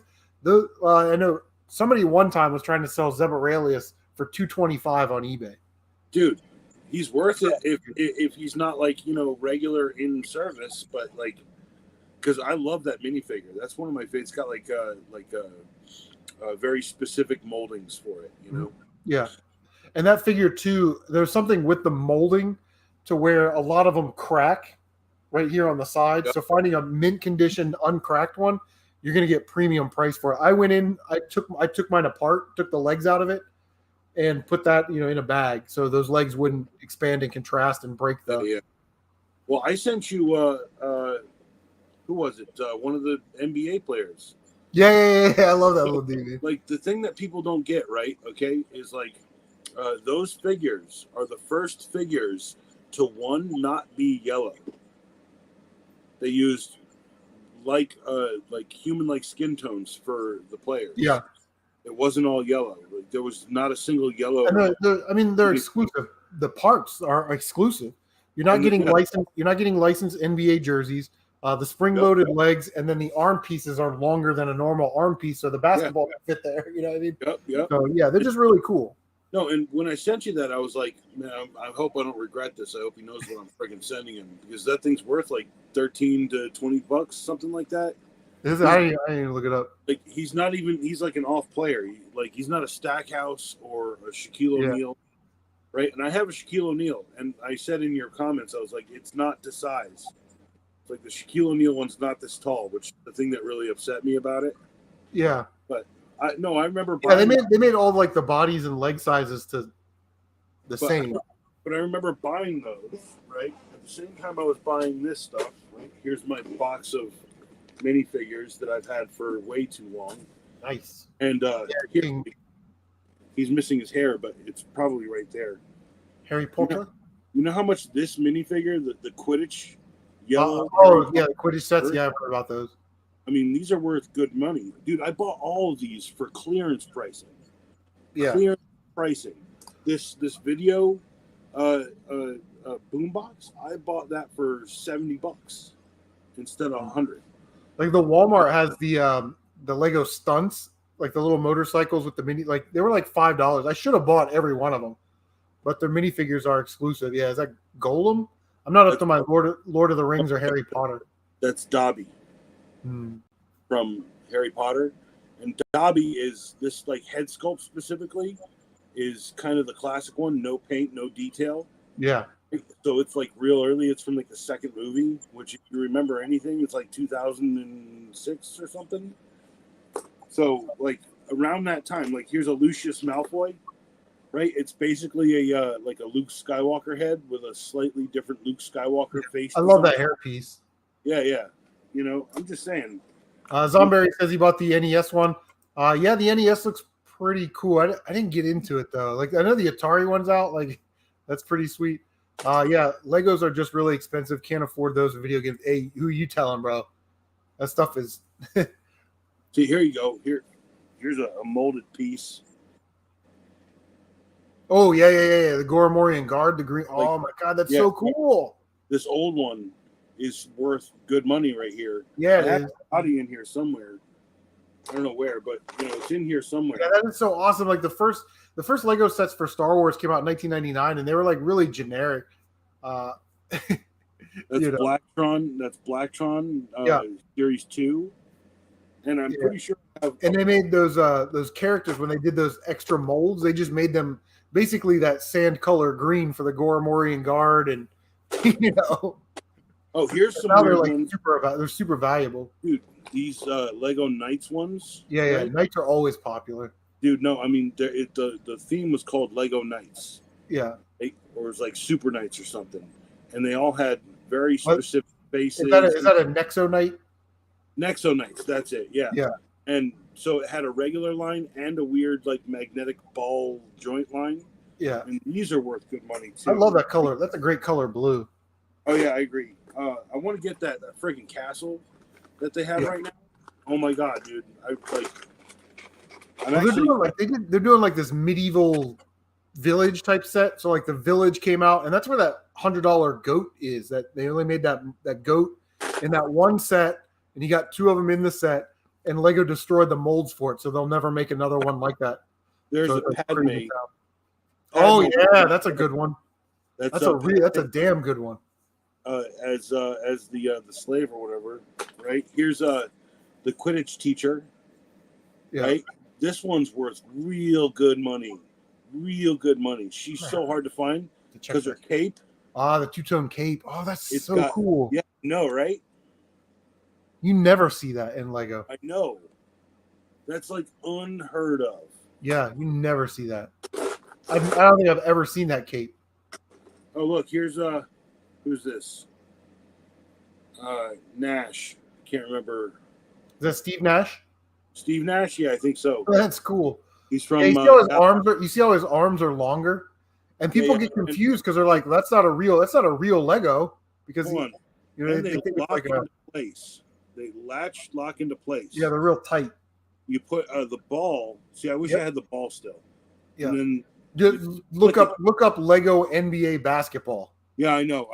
Ridiculous. Dude, no. It's not ridiculous, dude. It's not ridiculous. It's in my giant bin that's like 5 times the size. Crazy town. I'm telling you. I know I have them. Here, I mean, like, dude, like this is a first generation Hagrid. This one goes for good money too. Like, he's hard to find. Like, you gotta buy the sets for him. Oh, look at weird sculpts here. This is can't find one. Wasn't this one of the Rock Warriors or something? It doesn't have the right arm or legs on it, but like I have a bunch of them that have the right stuff on it. There's a Lego basketball it's just that little basketball for $3 plus they're asking $5 shipping, but it's not the NBA one. It has to be NBA. It says NBA. Yeah, the one that's like Wilson or whatever. It's like a double license. Yeah. Nexo Knights with a chromed helmet. That's a very odd piece to find. Anything that's chromed. Yeah. I mean, like, here, the last Lego set I bought. That would be sweet. I can't wait to see this Deadpool Wolverine mashup. But anyway, what's King saying about Lego's being expensive. You can't do both. You know how many Lego channels I watch, and this isn't an indictment on them, but they're like, yeah, quit my job 2 weeks ago, but I bought this $400 Spider-Man set, and it's like, whoa, bro. You know what I mean? Like that is a very keeping up with the Joneses hobby, and people get in trouble. My wife has one of those. But why? Though? Okay, because they want to feel accepted within that group, so they're willing to risk their family and their health and all kinds of stuff. No, but why? But why did they make this Wolverine cloth? Anyway, no, the one I bought before. I love those mechs. Was this? Oh yeah, I saw that, the Doctor Strange one. Yeah, that's great. Multiverse. I got this one for, I think it was on clearance. It was $30. No, it was like $20. Sorry, $23 or something like that. You gotta know someone, by the way. CM Retro, that's the number one thing. I know I have like a guy at Walmart. I got a guy at the thrift store. I've got a guy pretty much everywhere. And relationships are important, man. I say it all the time. Be friends with anyone you can be, because those friends will be friends back if you're nice to them. Yeah. I mean, heck, Chris, you didn't have to send me stuff to be my friend, but I understand that's super cool of you, and I certainly appreciate it. You know what I'm saying? Like, I don't have to sit here and be like, like the reality is like, I get stuff from you, Chris. Yeah. You're using me to get common video games. No. Well, that's how it used to be in this community 12 years ago. Is that like, it's like, oh, bro, you need that game? No problem. I'll just send it to you. Oh, you need an extra. Benevolent Dick, one of my favorite YouTubers of all time, went over to Twitch to play music, but he was like, man, my Nintendo controller's worn out and my Super Nintendo controller. He lives in New York, right? And I'm in Ohio. So I'm like, bro, just hit me up. I'll send you a Super Nintendo and a Nintendo controller. And I sent it to him. He's like, bro, thank you so much. You know what I mean? So it's like, that's how it used to be in this community, believe it or not. I think one time when we were streaming or something, we were doing like classic games, and someone said they needed a new NES controller, and I literally drop shipped them a Cadet. because I love my cadet. It's like it's replaced every one of my collection controllers. It's was made by Hypercanner or 8-bit something. Yeah. But no, I literally drop shipped it to him because I said, dude, DM me, right? And we talked on the DMs, and I was like, yo, here, and I just sent it as an Amazon gift, basically, right? Like basically drop shipping, right? And the like, just the message I got back was like, man, I feel so much better being able to know that I can play this game and the controller isn't screwing me up. And I said, yeah. I completely and totally tell you, though, if you need to go and get parts, get the parts and see if you can, or get another one, see if you can fix your stuff, because that's something I believe in heavily. I mean, you see these? This is the second set I've had, and they're already looking nasty. Okay? That's my point, right? Oh, and here, take a good look. I depending on the controller, just take the thing off. I don't care. It's my controller, right? Right, yeah, for sure. Joel gave me this for free. He got it with his Xbox One. He uses a set-top box, right? To watch TV and whatever. He bought it for $50 with a bunch of controllers and I never got this controller, and he knows I collect controllers, and he knows that I'll seek out these friggin' thumb pads, and I'll change them out, right? Because I've done them on my show on Matt's desk, right? Like, being on a channel with two other people who want to contribute to certain things. It's good to have my own thing, which is really nice, and they all agreed that it was okay for me to do it. So, reality is content needs to come up on the channel. And if I'm ever going to do a streaming channel where it's, Oak City Gamers TV, right, it's going to need at least 3 or 4 shows so that I can rotate through them, right? So, yeah. Woodbury, I got a freaking game for you. What's up, Wood? Yeah, I've really sort of I started to do my my toy channel, the Toy Freaks, and I was like just firing out content, boom, boom, boom, boom. It's like you get burnt out of it real quick. No. I was hunting a secondhand toy dealer was looking for the DeLorean Hot Wheels monster truck thing. I couldn't find it. I saw a bunch of Jurassic Park ones and a SpongeBob one. So I want to get up with you on a Google Drive, and I want to dump you. I have like about an hour's worth of footage of toys rotating on a spinning disc, right? Yeah. For Toys to Life, right? And I kind of want to promote it and then not do it on my channel and just let you put it on yours for Toy Freaks, because that might be something that is right up the alley. And then you can be Toy Freaks X Oak City Gamers on the thing. You know what I'm saying? Mm-hmm. And I've got a bunch of footage that I can send you. I just got to get a Google Drive set up, and it's Toys to Life. Most of it's Disney Infinity type stuff, right? Yeah. And it's really random stuff, but it's like you speed it up and it turns all of the figures faster. And I use the friggin'. You can also put it on a slower setting and then speed it up in editing. You know what I mean? D, thank you so much for the $3 super chat. You didn't have to do that, man. I appreciate it. What's up, Wood? Woodbury in the house. And my thing is running super slow tonight. Everything. Yeah, thank you so much, man. I appreciate that. And on the thing, it's got a thing with a little dude, and he's like thumbs up. Look at that. Too funny. PT. Literally the least I can do. Oak City, thank you so much for the 99-cent super chat, man. Totally didn't have to. Support the people you care about. But look. If you're getting ads, okay. YouTube people who watch YouTube, if someone you like is getting ads, right? That's cool. Watch their ads if you want to, but they're getting pennies. If you send them $1, that means so much more than. Yeah, I get $1.34 per 1,000 views, and then YouTube takes their 40%. One thing I will never do, I guarantee I will never do this on this channel, is make you sit through 2 videos and then, hey, welcome to the CM Retro Gaming Show. Here's an in-video ad from our sponsor, the Ball Trimmer 3000. And then the in-thing commercial is like a minute and a half, 2 minutes. And then right after that, it's like another ad.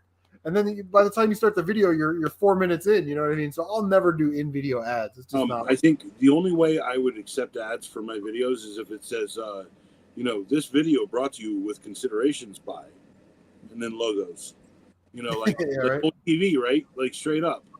Like they get even a TV seconds. show ad is like 30 seconds. So why are these guys going on for 2 minutes about ExpressVPN? You know what I mean? Like wrap it up, B. Make it 30 seconds. The worst part is like, hey, what's up? I just really need to talk to you about the sponsor of today's show. It's ExpressVPN, and then they go on and on and on and on and on, and you're like, yeah, why don't you just freaking give up, right?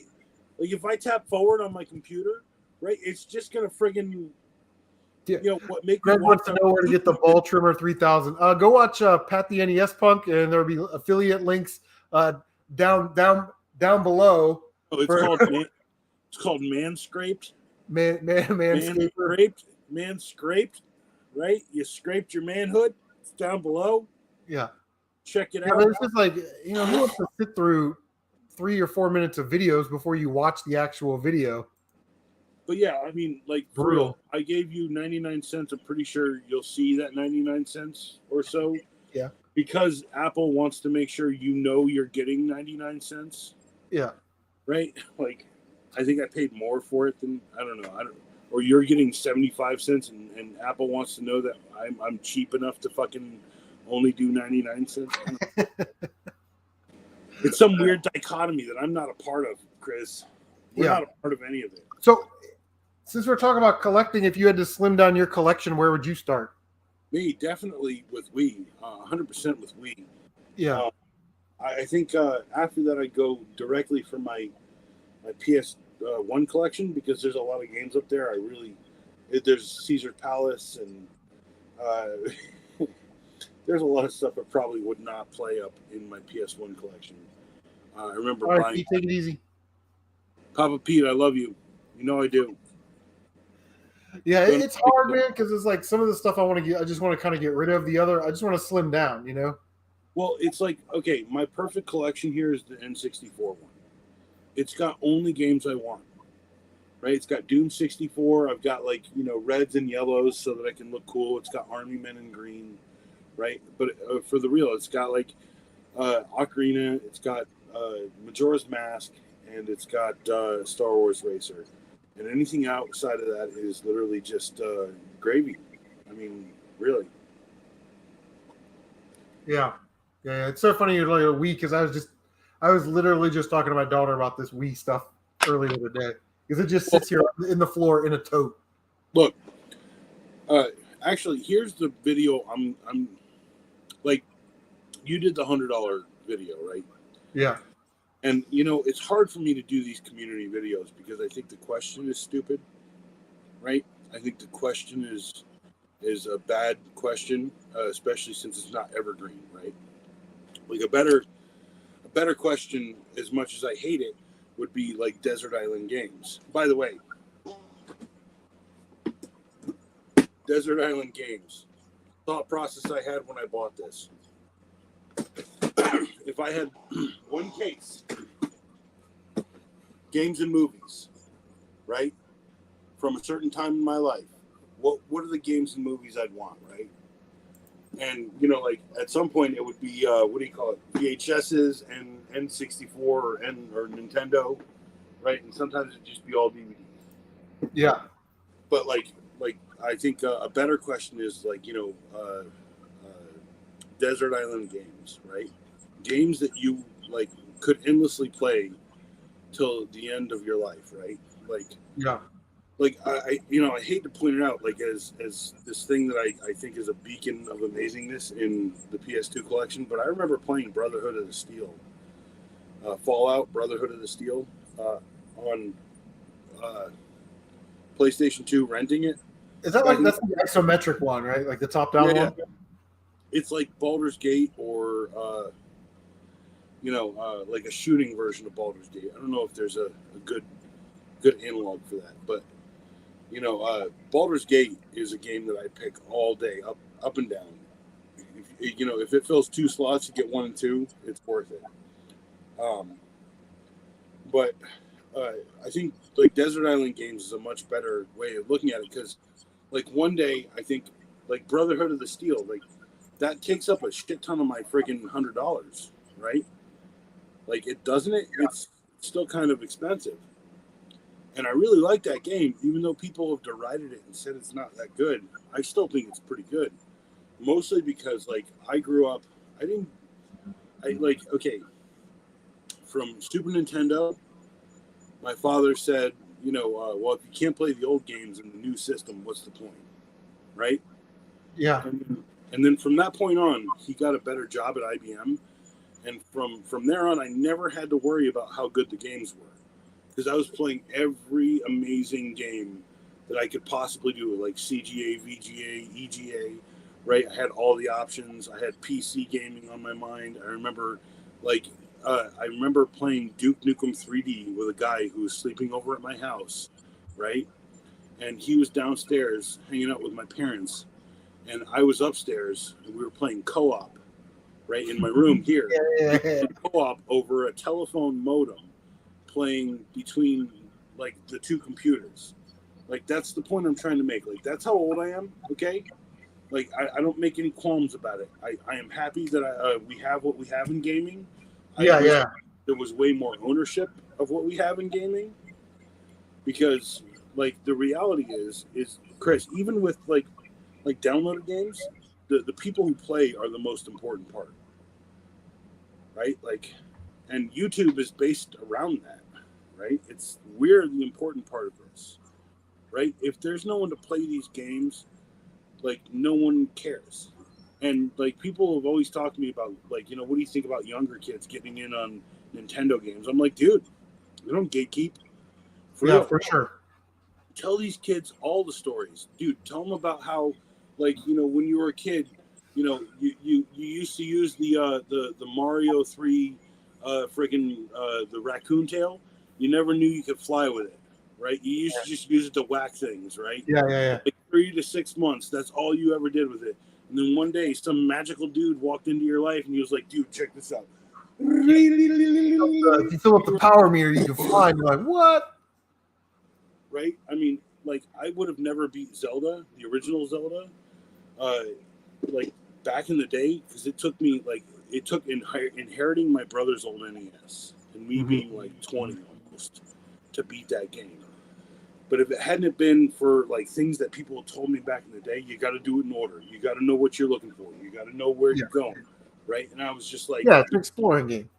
Like, yeah, it made a difference in and it was so different because if we're getting into this conversation, but it was so different than Mario and Zelda are so different, right? Mario starts here, run there, finish the level, go to the next level. Zelda, it's all one big level. And you got to kind of figure out where to go and what to do. And that's what makes it great.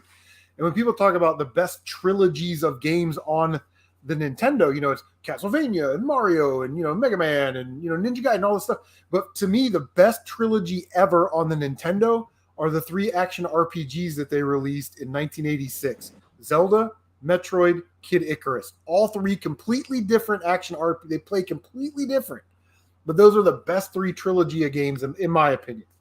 Even though they're not in the same. And that's like RD2 and 3, right? Is what? That's like RD2 and 3, right? Like RD3 is the camp that did Mario. RD2 is the one that did Icarus. Yeah, I don't know RD. I don't know what you're talking about. Research and development. Yeah, I don't know. I just know that those 3 games are pretty sweet. No, I agree that, like, you want to talk about like a statement, okay? Nintendo made these games, and it's a statement of how good those games are, how good games can be. Well, Nintendo's never been a company that shied away from, hey, we'll just give that a try, and it seems to always work out for them. Everything that they do, like the N64 controller, the GameCube stuff, with all the attachments and like the microphone on the GameCube and the N60, like all this stuff, like the Wii Motion stuff, and like I played a game today. I beat a game today. Ninja Gaiden Dragon Sword. You take your DS, you turn it in book mode, and you basically use the stylus to slash and do all these combos and do all this stuff. Like, no, Sony doesn't make games like that. And those games that you're talking about where you turn them sideways, those are ambidextrous. Absolutely, yeah. In the settings, you can turn it to, turn it to where the screen's on the left-hand side, the touch screen. But yeah, just Nintendo has never been afraid to give it a try. Yeah, See how it works. Well, how about this, right? Nintendo is always, okay, I've said this before, Nintendo is focused on the experience, right? Absolutely. Very much so, okay? Like, look at the Switch, right? You can imagine them going to NVIDIA and NVIDIA showing you, well, here's our tablet that we already sell. Well, here's our controller that we already sell. And they're like, yeah, but what's different about it, right? How can we put your tablet into the Nintendo format?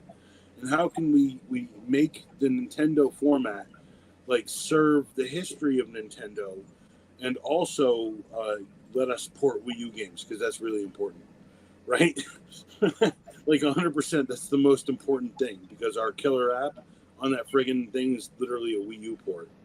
Breath of the Wild is literally a Wii U port. Yeah, and listen, it worked out for them with the DS and the 3DS, and they say, hey, we're going to start doing this in home console form. You know what I mean? They did it with the Wii U, now they do it with the Switch. But yeah, they've just never shied away from trying new stuff, and that's what makes them great.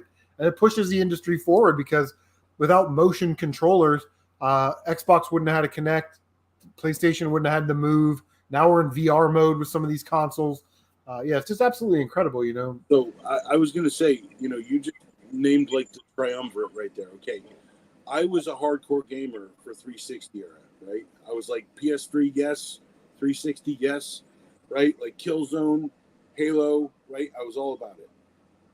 Okay. Now that I can look back and think about it, right? When the Kinect came out, I was really interested in that because I was into dance games. I actually really like dance games. I think it's fun stuff, and it's friggin' cardio, right?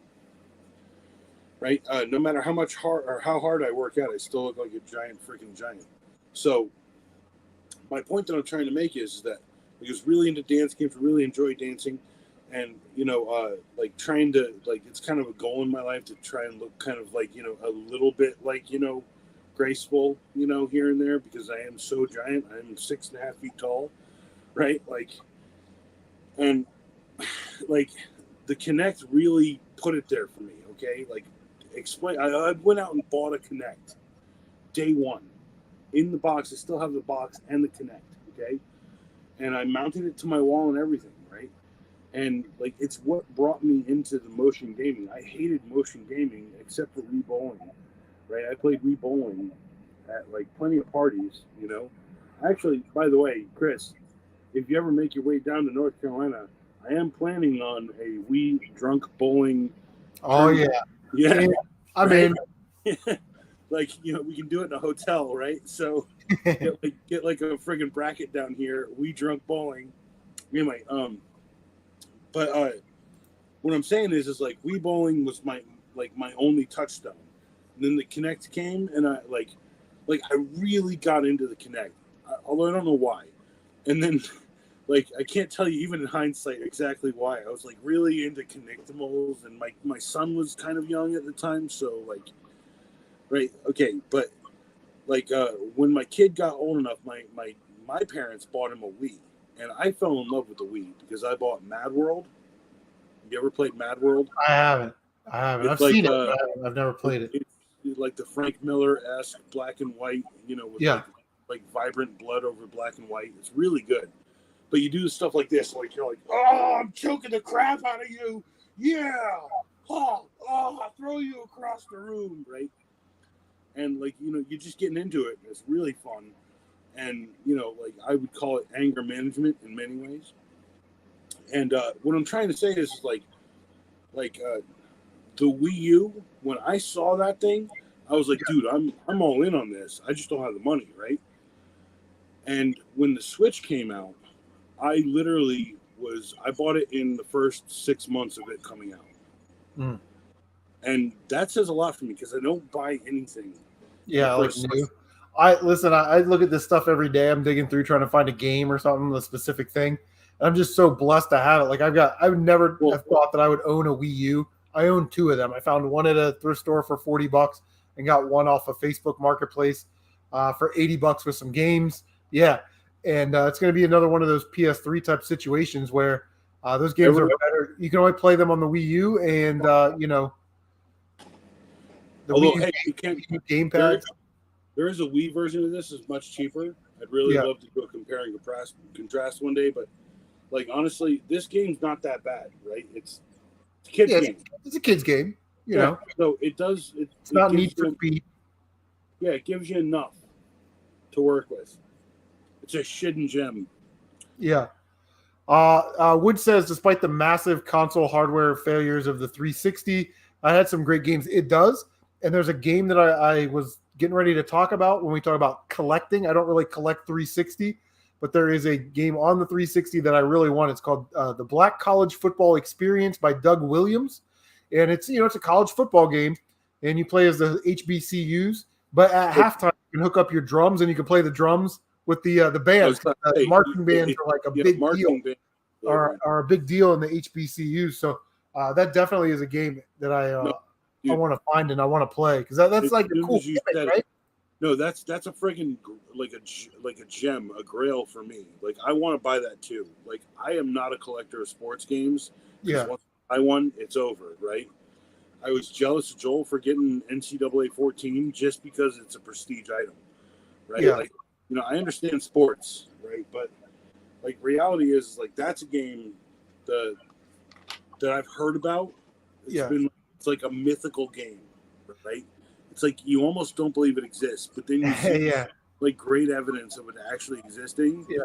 Then I think the price on that is going to come down a little bit because they're gonna have a new college football game. They're going to come out with a new college football game, and they're talking about like 2024 somewhere in there. And I think that'll drop the price on 2014, which I don't think it's a rare game. I think it's just an in-demand game. You know what I mean? We talk about collecting. Here we go again. What's rare? What's collectible? Two different things. It's not rare. And what's expensive? There are a lot of rare games that aren't expensive. So, okay, shitty games. You know my channel, Oak City Gamers. Check it out. Link in the description here in a minute. Most of you seen it. But what I'm saying is shitty games are not only bad games, but they're games that people abandoned, right? Cyberbike. Probably not, because that sounds like something that I would love on Wii. Yeah. But, there are games that have been abandoned. Like, I have a PS2 copy of Madden NFL 2005 Ultimate Edition. Have you ever heard of that, Chris? Madden 2005, no. Yeah, exactly. It's got like a silver color case. It comes with like an extra disc in the case of some sort of thing, like soundtrack or whatever. And everywhere I've gone, I'm like, yo, this seems like it's kind of rare, right? Because I've never actually seen this, and mine's a little chewed up looking, right? And most of my friends who are like, diehard Madden people, they were like, dude, 2005, like some sort of ultimate, like silvery PS2 edition, that makes no sense to me. And I'm like, dude, well, I own it, right? It's right there, right? And, dude, it's just like, I know that there's a bunch of rare stuff out there that no one knows about. And I know that there's a bunch of really common shit out there that people pay way too much for.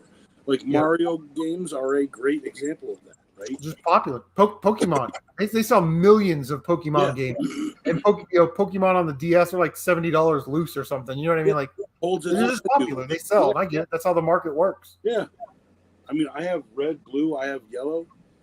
Like, I think blue needs a new battery, but I have red, blue, and yellow. They're all like the old school ones. I've checked them. The battery's original. I'm just saying, like, I could sell them for money, but at the same time, right? Like the Game Boy stuff is stuff that I'm like, it's my smallest collection. I really don't care about it. It's literally like, this is the amount of space my Game Boy and GBA takes up in my life. Yeah, And mine's all in like a gallon bag or Yeah, 2-gallon bag, a Ziploc bag. like, And I got some good stuff in there. You got Maru's Mission and Mole Mania on dude, all of my best Game Boy. 3DS games are in a case this big. Yeah. That's how, dude. That's what I'm saying. Like, I love those collections because, and I'll probably never get rid of those because the handheld stuff is so obscure. It's hard to find. You know, so I think that's that's probably my end game is like having like a manageable PS2 collection of games that I love. You know, and let's just apply that to every other console I have. Okay. Yeah. Having a giant movie collection replace all of this stuff because you know, it's like I said, we're talking about quality versus quantity. For me, it's like Nintendo and PS2, I would say, are quantity all day long. If it's the game I don't have, I want it in my collection. Everything else is, well, I'm going for a complete N64, but the other ones are really quality. So it's really, when you start to sell off parts of your collection, it's like starting to trim the fat a little bit. The consoles that you want to get rid of, I'll probably keep every console just so I can, test games or whatever. But, PS1's a great example. I love PS1. It's one of my favorite consoles. It was the first console I bought when I was out on my own. I was in the military. I have a lot of nostalgia for it. Love PS1. I just don't need Wheel of Fortune and all like the horse racing games and, all that stuff. So you start trimming the fat on those and it's like, wow, when you cut out a couple hundred games, anything boxed, I'm definitely going to keep for sure. Yeah, this is something I would never get rid of. It's a Just Dance 3 copy of the Wii. It's a horizontal, so it's like a Generation 2, right? But like, I just have such a good dance game collection. I have all the pads, all the mats, everything. Yeah. My holy grail for it is Mario Mix in the pad. You know what I'm saying? So like, I don't have a big GameCube collection. I'll be honest, man. Like, it's one of the few collections where 20, maybe 10% is sports games, right? Yeah, I sold my GameCube collection 2 years ago. See, a lot of them have like some particular stories and stuff like that. Like, and now that they're expensive, like those stories are relevant. I'm willing to friggin' do a video and just sell them off. That's really what it's about, right? Like, I think I'll keep an Animal Crossing with the original memory card. I'll keep Metroid Prime Echoes. Probably keep Mario Party 7 because I found it in the trash. Just like the stories that really mean something to me, I'll keep. But like one day, like I'll sell off a bunch of stuff, dude. I mean, okay, I'm 41, right? Like the brown hair isn't gonna last forever. I've got 36 friends who are like white, like freaking like Reed Richards right here, right? And I'm like, dude, how are you doing that? And they're like, what? I'm like, how are you like younger than me and look like you're like that's the stuff I wish I had, like the gray strike right here, right? Like on both sides. I wish I could do that, right? And I'm just like, nah. Like, he's like, well, I don't know, man. Maybe you just have different different priorities, right? I'm like, yeah, I really don't care about anything, like aside from the stuff that I do, right? And I have ADHD, so I can never really accomplish anything. right. It's that we're going from good to great philosophy. You'll never get to great, so you're always good and getting gooder. You know what I mean? Yeah. Or a jack of all trades is better than a jack of none because they know at least some. Yeah. Yeah, that's that's kind of what we were talking about. When we're collecting, it's collect what you love, and those type of how to prioritize and quality versus quantity arguments and those types of things. So Wood says he's going to keep all his platform shooters and horror. The rest are all listed on eBay. Like, that would take me forever, but yeah, I definitely feel what you're saying. Wood, send me a link to your eBay page. Do I have a link to your eBay page? If you've got them all on eBay, I'll go and look at them, dude. I'll help you out, man. I'm sending you $5 offers. I want to be. Would you take 5? I'll send them an offer. It says $6. I know there's an asshole in here doing. There you go. I know some idiot offered you 5. Yeah. Well, Tyler posted he's selling his micro machines. He has like this lot of micro machines left, and he listed them And some dude was like, "Hey, would you break that apart and just sell me one of them?" He's like, "No, bro, I'm just selling it as a lot. No. So I'm not going to take down a listing and then sell one and then relist everything." So I've been collecting video games, okay? Like, let's be real here. Since I was 16 or 17, about when I started kind of getting back into it, my dad got me he brought home, okay, here's the story. My dad brought home a GameCube. It was something that he had gotten, like a gifted, or he had won it in a prize or something at work for his family. Mm. And he brought it home. It was a GameCube, and it had said IBM Technologies on it. My dad worked for IBM, and so he brought it home, and I remember like getting it, and he had stopped on his way home to get me a video game, and the video game he got me was Metroid Prime, right? Because it was into the life of the GameCube a little bit. It was a black one, which is why I maintain a black one to this day because I think they're cool. And I remember buying a memory card for it with my own money the next day to play Metroid Prime. Okay, and I love that game. By the way, that's one of my favorite first-person shooters. Actually, one of the reasons why I hated Halo for the first 2 or 3 months it came out, and then once I got used to the control scheme, I was not a hater anymore. And like that control scheme is basically the control scheme that every controller uses for every first-person shooter, like now. So like, when someone says I'm good at a first-person shooting, I usually say, yeah, I've just been playing the same game for like 30 years, right? It's all the same controls, right?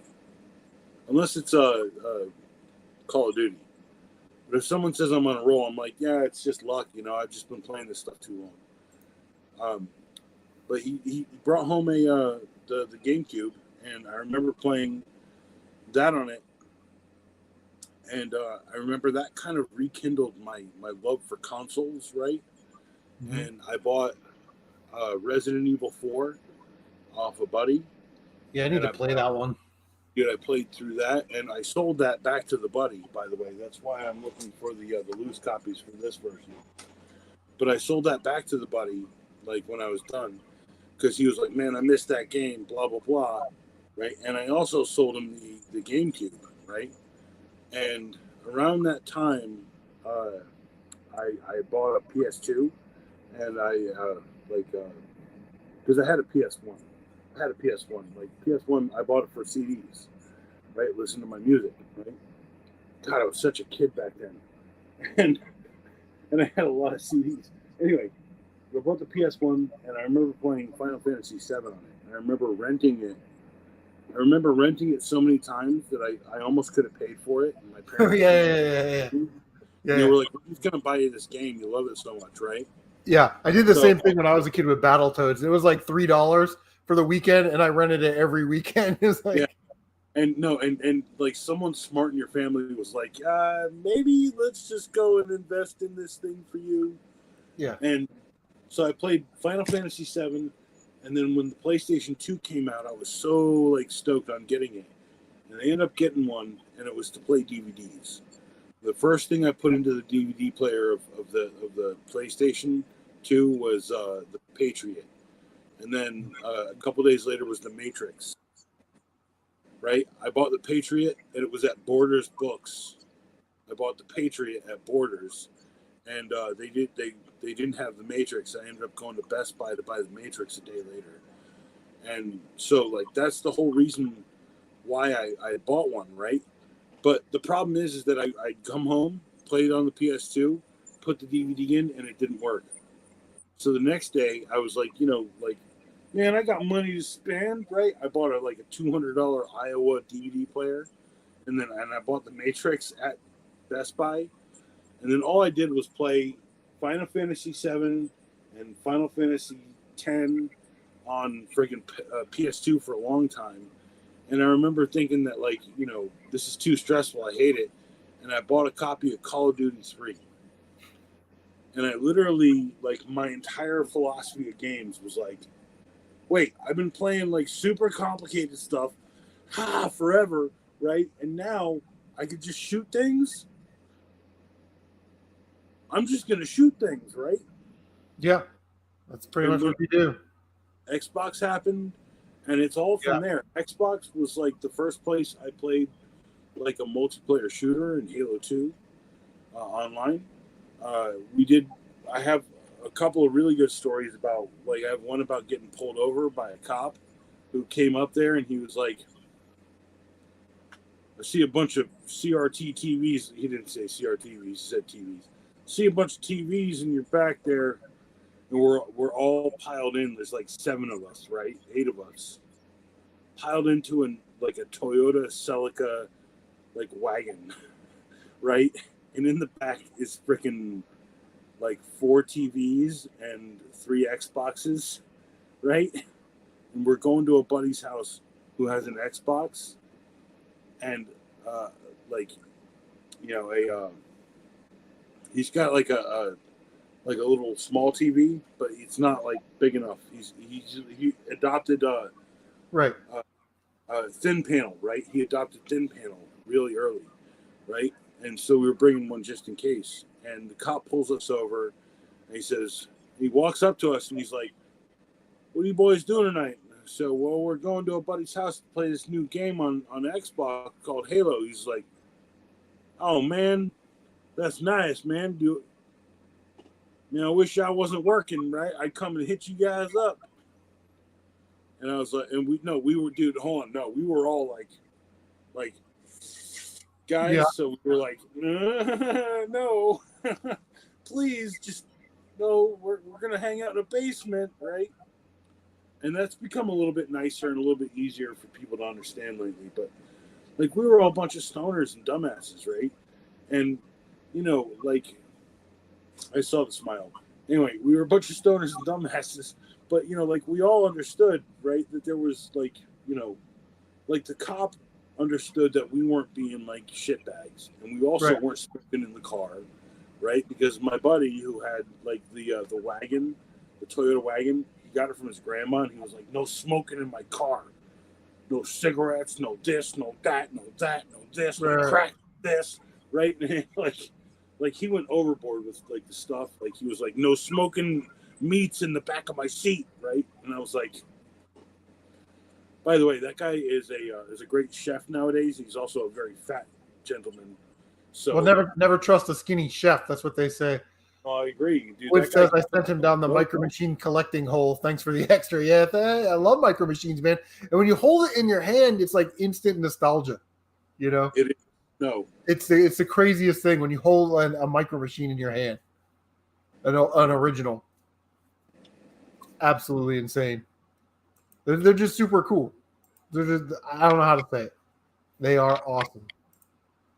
I still have the ones that Matt sent me back there. I actually used the Humvee, the 1045 on the Toy Freaks, and did a micro machine spotlight on it. I love the elephant tank too.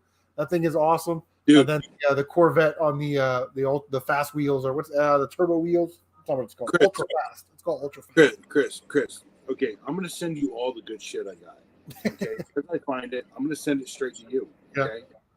Now, when you just start getting parts and bags, that's when you like start worrying about your supplier here. Okay. Yeah. Well, parts are. Oh, trust me, I know. I love parts. I can always use parts. Like, right now, I'm trying to marry parts right now. Yep. Like cabs for big rig trucks. You know what I'm saying? Yeah, the semi trucks, man. Yeah, those are great, and they're hard to find. And the train stuff. I know I have more of the train stuff. I just need to put it all together. I just put a train set. A quick break. I will be right back.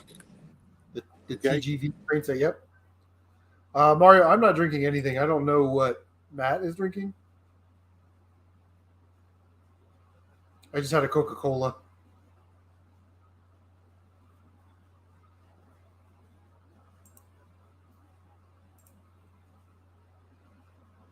Are you saying, Matt, I never got that NES game, bud? Is he supposed to send you one?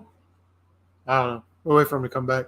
It's so funny because Matt mentioned it, but I have it in the notes under relationships are important. Get up with other collectors, store owners, pawn shop people, and then I put coworkers. And I forgot to mention coworkers, man. I've gotten more free stuff, video game wise, from my coworkers, you know, than I know what to do with. So, yeah, definitely let your coworkers know, your neighbors, whoever, that you're into that kind of stuff, because you'll probably get first dibs. So, yeah, I don't know. What are you guys' thoughts on collecting in 2022? It's definitely a lot different. So, are you guys still buying? Are you actively hunting? Are you happy with your collection and you're just kind of sitting on it? Are you looking to sell?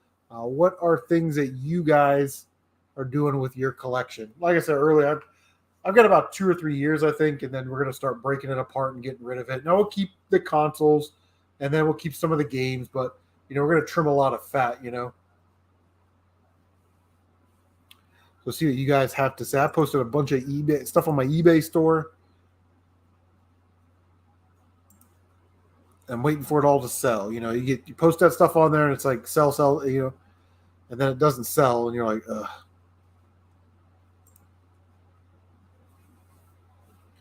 Are Micro Machines expensive? I've been buying a game collection from a lady that says she has a bunch of Micro Machines.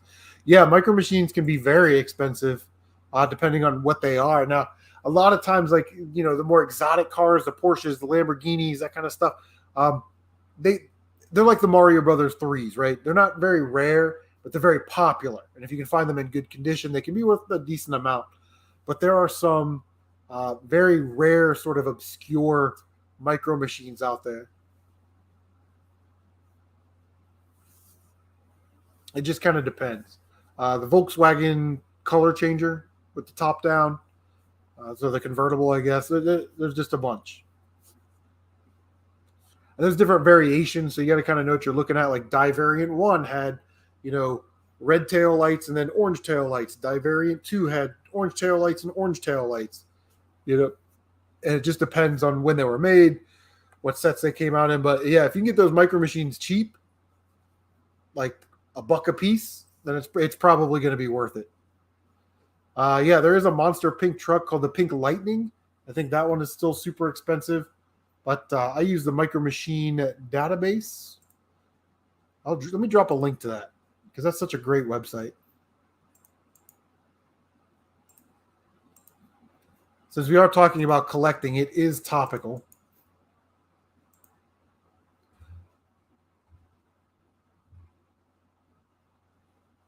So that's the original. That's the M2M, the Micro Machines database. So make sure that you go to that website and you bookmark it. Just save it in case you come across Micro Machines. You can identify them.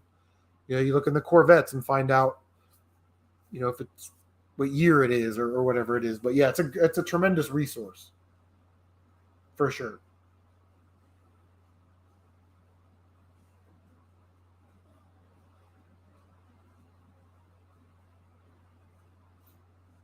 Yeah, it is a crazy website.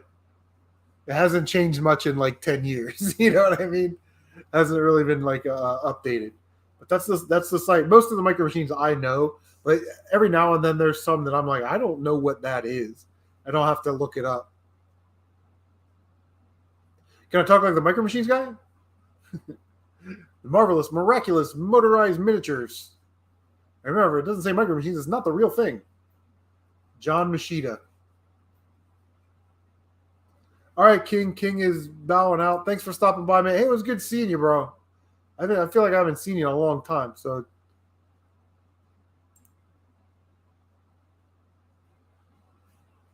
yes, Mario, he did. Matt is over there doing it. He had to get his Just Dance out. He's just dancing all night long. You have yeah, Mario. Hey, listen, if you buy them, let's say you get them for $100, right? There's 100 cards there. You get them for $100. I may give you 150, and you just ship them right to me. I'll pay for shipping. So you just made $50. Just depends on what's in there. But condition also. If it's like a handful and they're like all rusted out and nasty and broken, don't buy them. But if the video game stuff that you're buying is in good condition, chances are the Micro Machines are probably going to be in good condition too.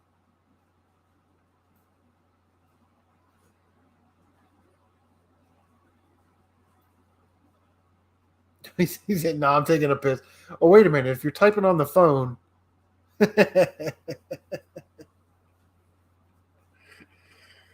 oh, that's funny. Yeah, I love micro. I was just digging around the micro machines yesterday.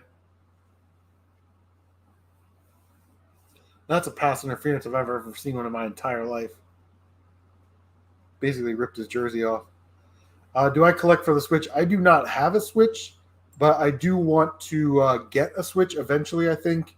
I go back and forth on it. Like, I wanted a Switch real bad, and then I went to Target, and they had the demo unit up, and I was like, I don't like the way this feels on my hand. And then I'm like, well, I kind of want to get Death Smiles 1 and 2 on the Switch. And then we just spent like 2 hours talking about clearing stuff out. You know what I mean? So I'm like all over the place. I got to be honest, man. I want to be out on gaming from now on. I want to be out on it. I don't want to buy a PS5 or a new Xbox or a new Nintendo. I want to be happy with my PS4, my Wii U. You know, maybe get an Xbox One so I can play my Rare Replay, and then just do not buy any more modern consoles.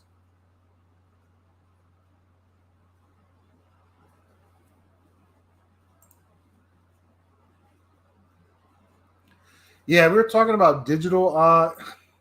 We just, us old people, man, we love physical stuff. We love to have it, have that ownership over it. Digital, hey, we're having a problem processing the payment on your account, so we'll just shut it off. And you don't have access to anything.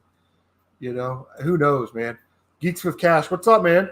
Thanks for stopping by. We're talking about collecting in 2022, how it's changed over the last 10 years, how our collecting habits have changed. And when are we going to get rid of this stuff? Because honestly, you can't hold on to it forever. So, yeah, if you have any thoughts on that, Nick, feel free to jump in. Checking this again. Bada bing, bada boom. I don't know where Matt ran off to. But we'll go for we'll go for about another 10 minutes or so. That'll put us at the 2-minute mark or 2-hour mark. You don't know where I went to? I said I was taking the piss and I was grabbing some papacy. Papacy. How can you hold the phone and type on the phone and hold a Pepsi and pee at the same time? It's called swipe text, bro. It's weird. It's weird, man. It's just freaking weird. Swipe text, bro. Samsung had it for years. Now Apple does, so I'm good with it. Yeah, Nick says, some stuff I feel holds its value. Honestly, certain statues and figures. Yeah, it's the same thing with video games. But I guess what we're asking is, how long do you want to hold on to it for so it can hold its value? Well, you said can't right here, take it with you when you die, kind of thing. You know what I mean? Yeah, you can't take it with you, right? I'm gonna die one day. You can't take it with you. Actually, like you were saying, what are you satisfied with? I'm satisfied with my PlayStation 2 collection. There's enough games in there. I could play it and enjoy it for the rest of my days, right? Yeah. Probably never get rid of that. Xbox, probably play through all that. GameCube, probably play through all that, and then get rid of it when I can. Reality is like I said, I think I'm doing videos right now, and I'm doing multiple different kinds of videos, right? Like trying to develop different ideas. And like I said, I won't get to Oak City TV live stream unless I have 4 or 5 properties that I can cycle through. So, reality is I'd love to do a live stream channel where it's just like all of our old videos just playing on a loop, right? Kind of deal. And, you can come, you can hang out, you can chat, because this is like the culmination of the channel stuff plus the idea of doing multiple shows for one channel, right? Like a TV type thing, right? It shows that I'm old, right? I want to make a TV network kind of, and then I kind of want to just go through, play a 24-hour stream of everything that we've ever done, everything kind of mixed in between, let people come through, chat, talk, right? Yeah. Like we're doing right now, right? I mean, this is one of my favorite parts of YouTube is the live chat aspect.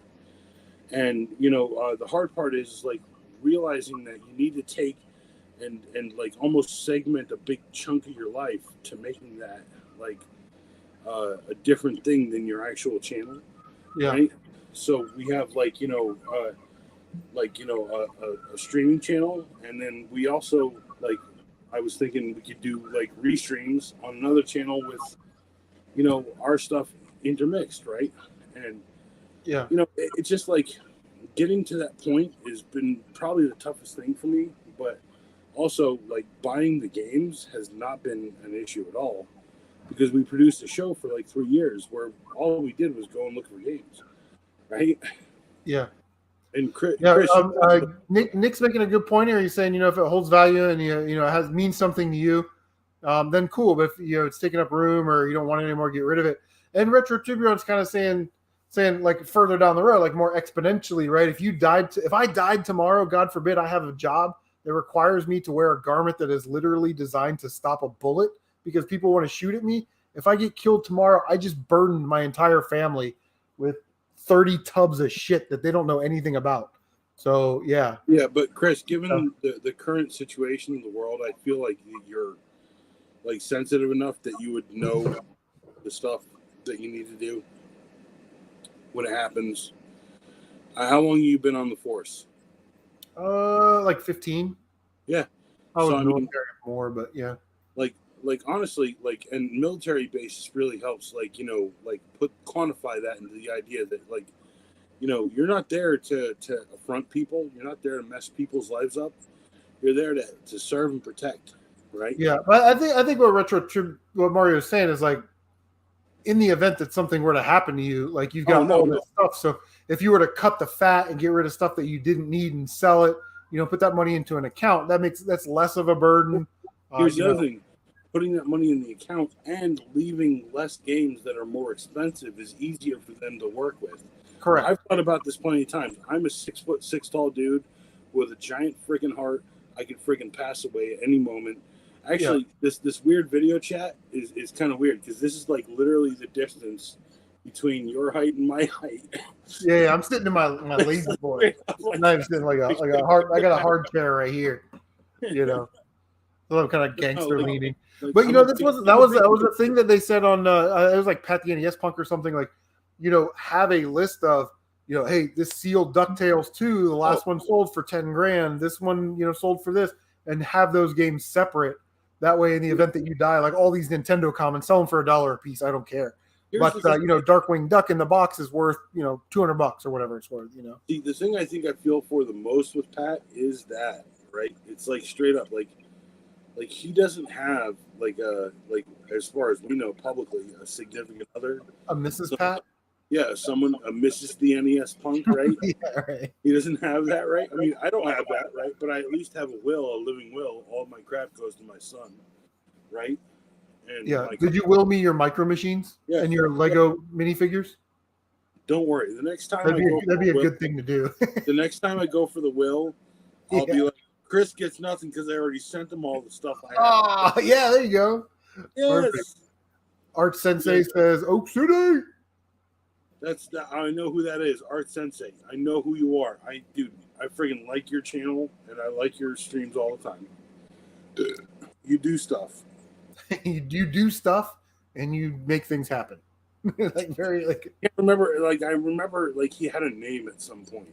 And he's just an amazing artist.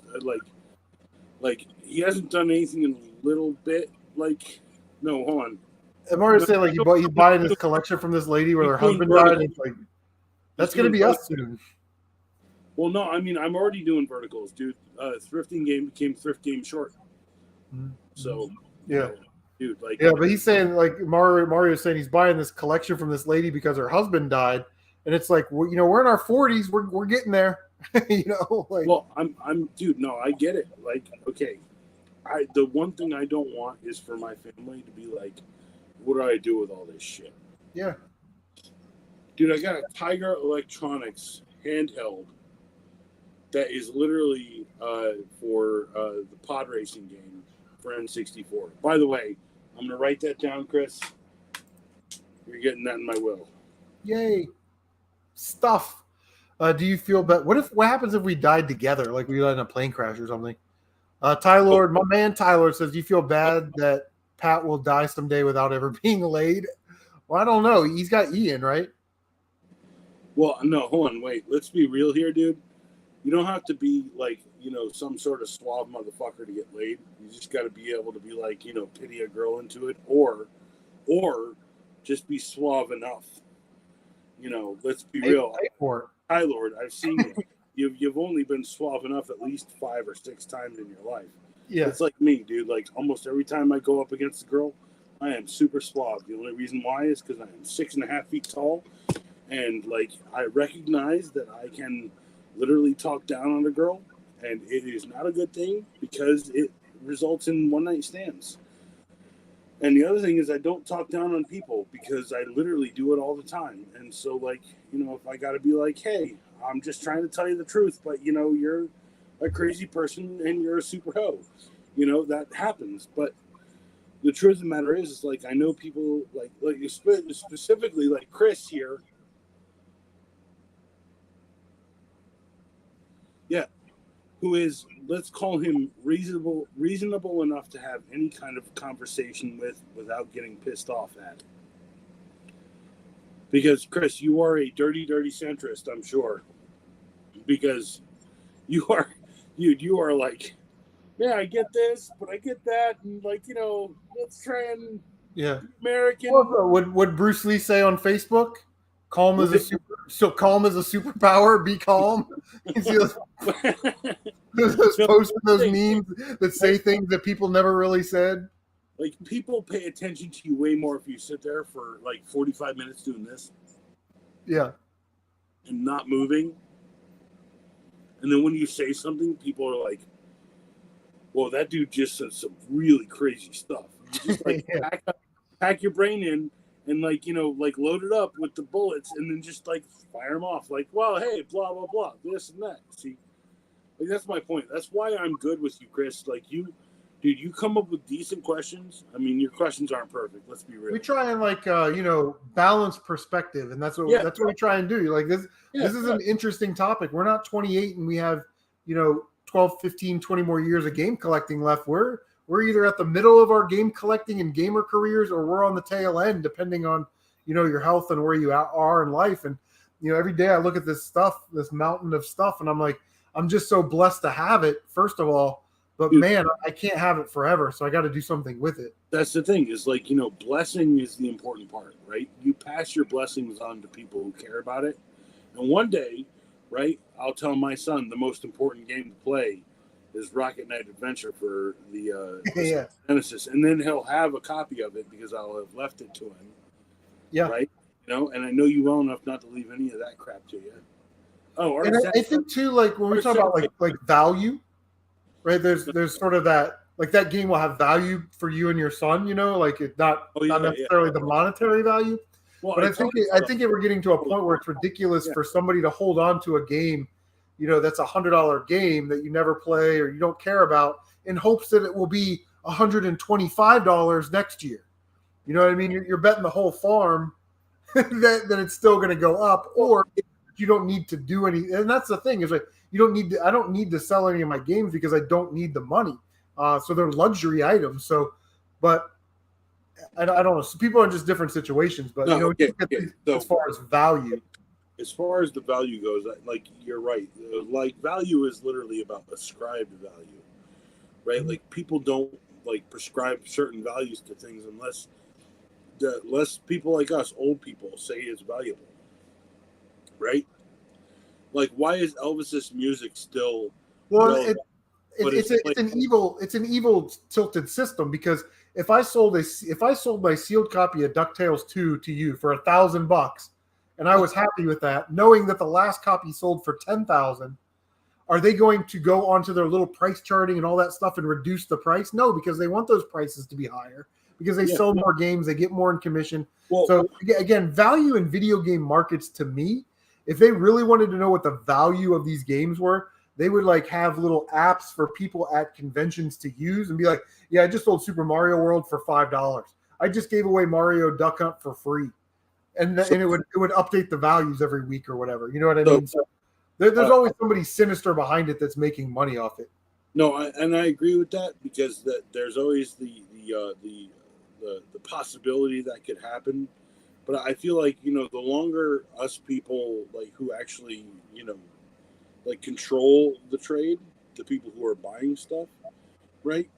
Like as long as we do what we do, they'll hold some value.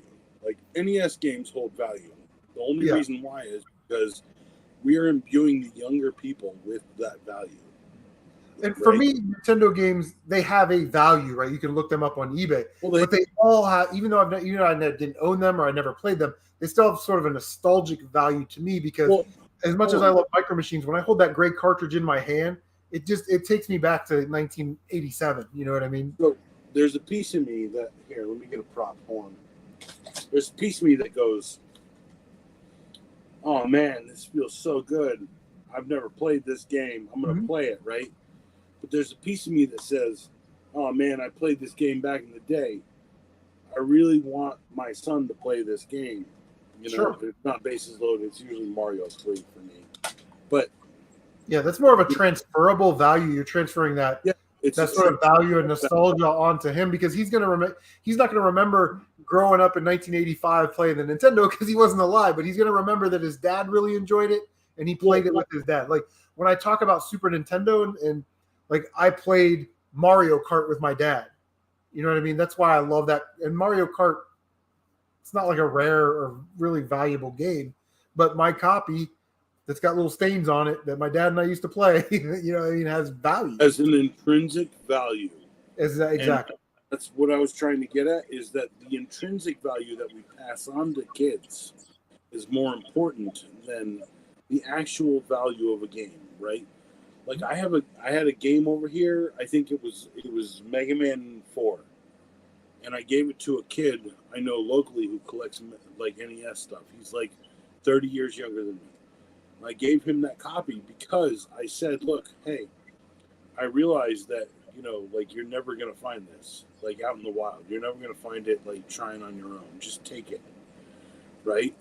And you know, like whether that comes of something, that's a story that kid's gonna know. Yo, this dude from Oak City Gamers gave me a friggin' game. That's cool. He's still a subscriber, and actually, most of our first subscribers are still the people watching today.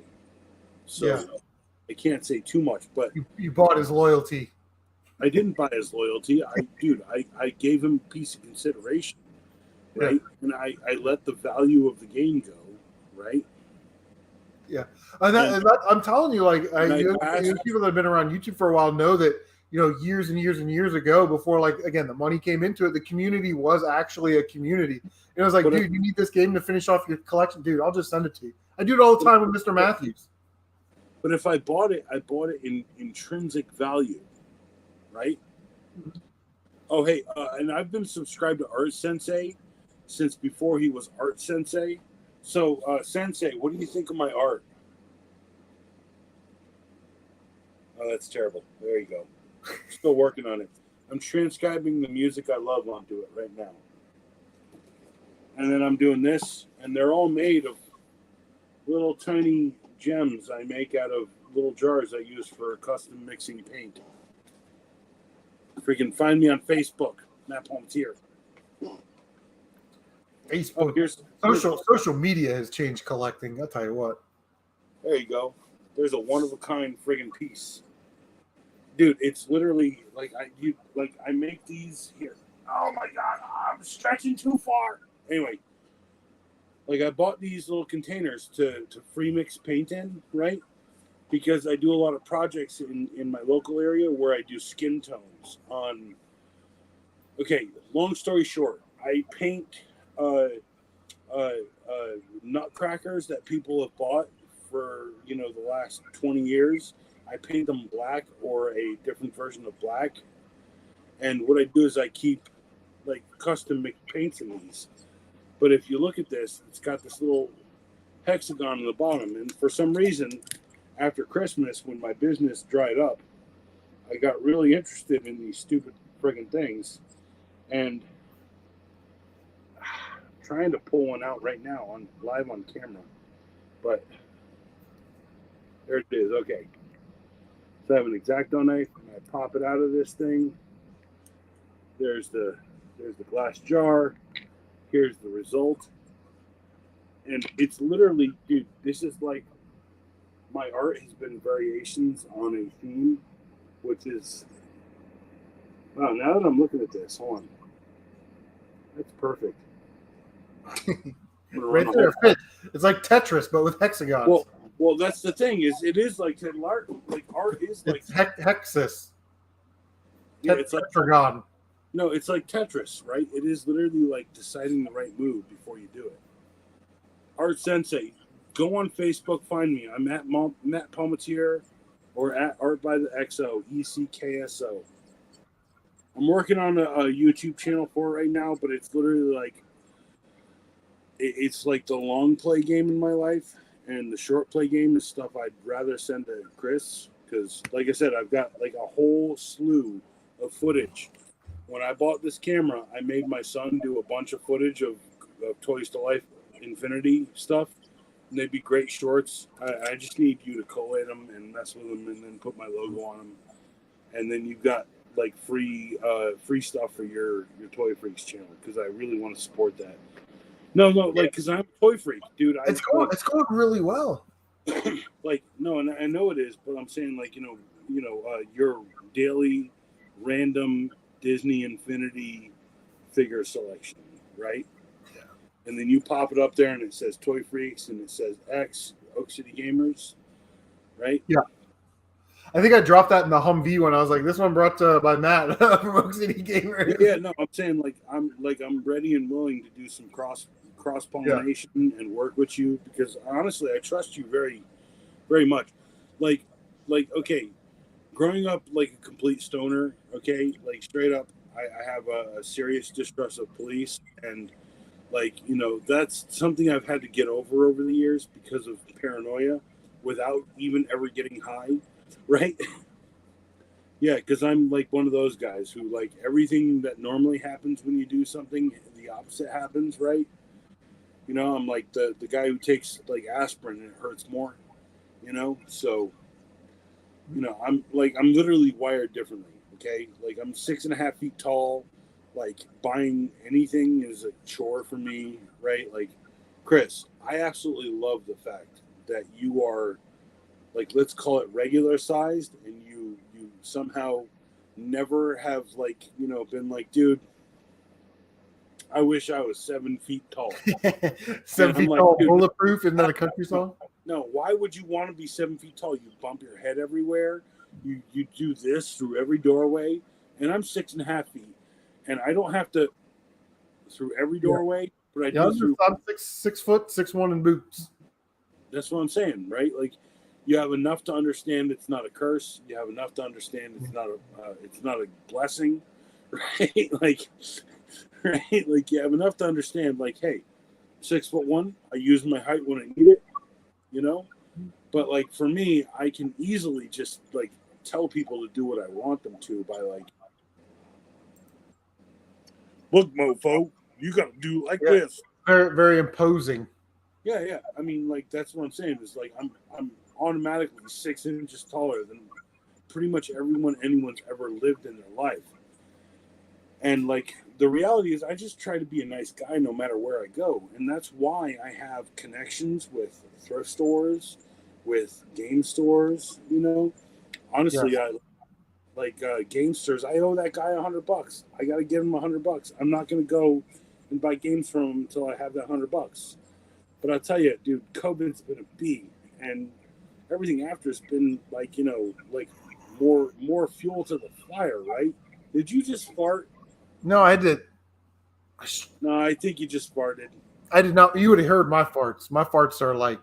I think like that's the reason I asked is because I heard it. But I'm just saying. On my back. Like, this chair's not very good for sustained. That's why I only wanted to do like 2 hours. Okay, no. Hey, you want to take a break, dude? I'm the host. I kind Welcome of working on over there, but. If you have any final tips on collecting in 2022, man, how can the people better collect video games in 2022?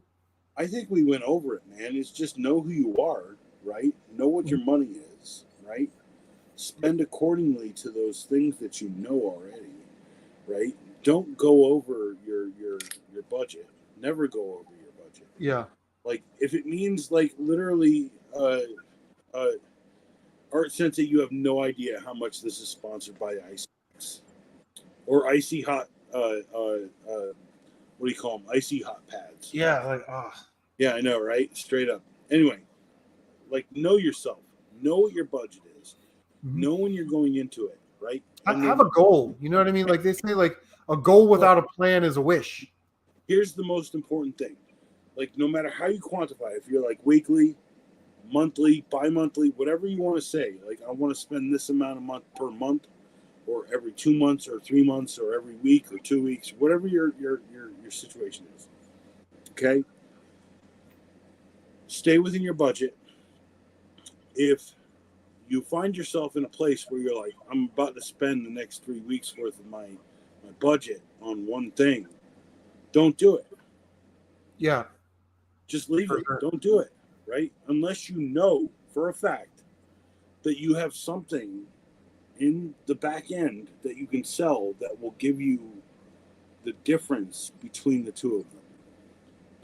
It's hard for me as like I used to be a flipper, right? I used to like buy and sell like anything Radio Flyer would go on eBay in like 2016 easy, right? Especially if it was small, like the little mini pull cart and all that stuff, right?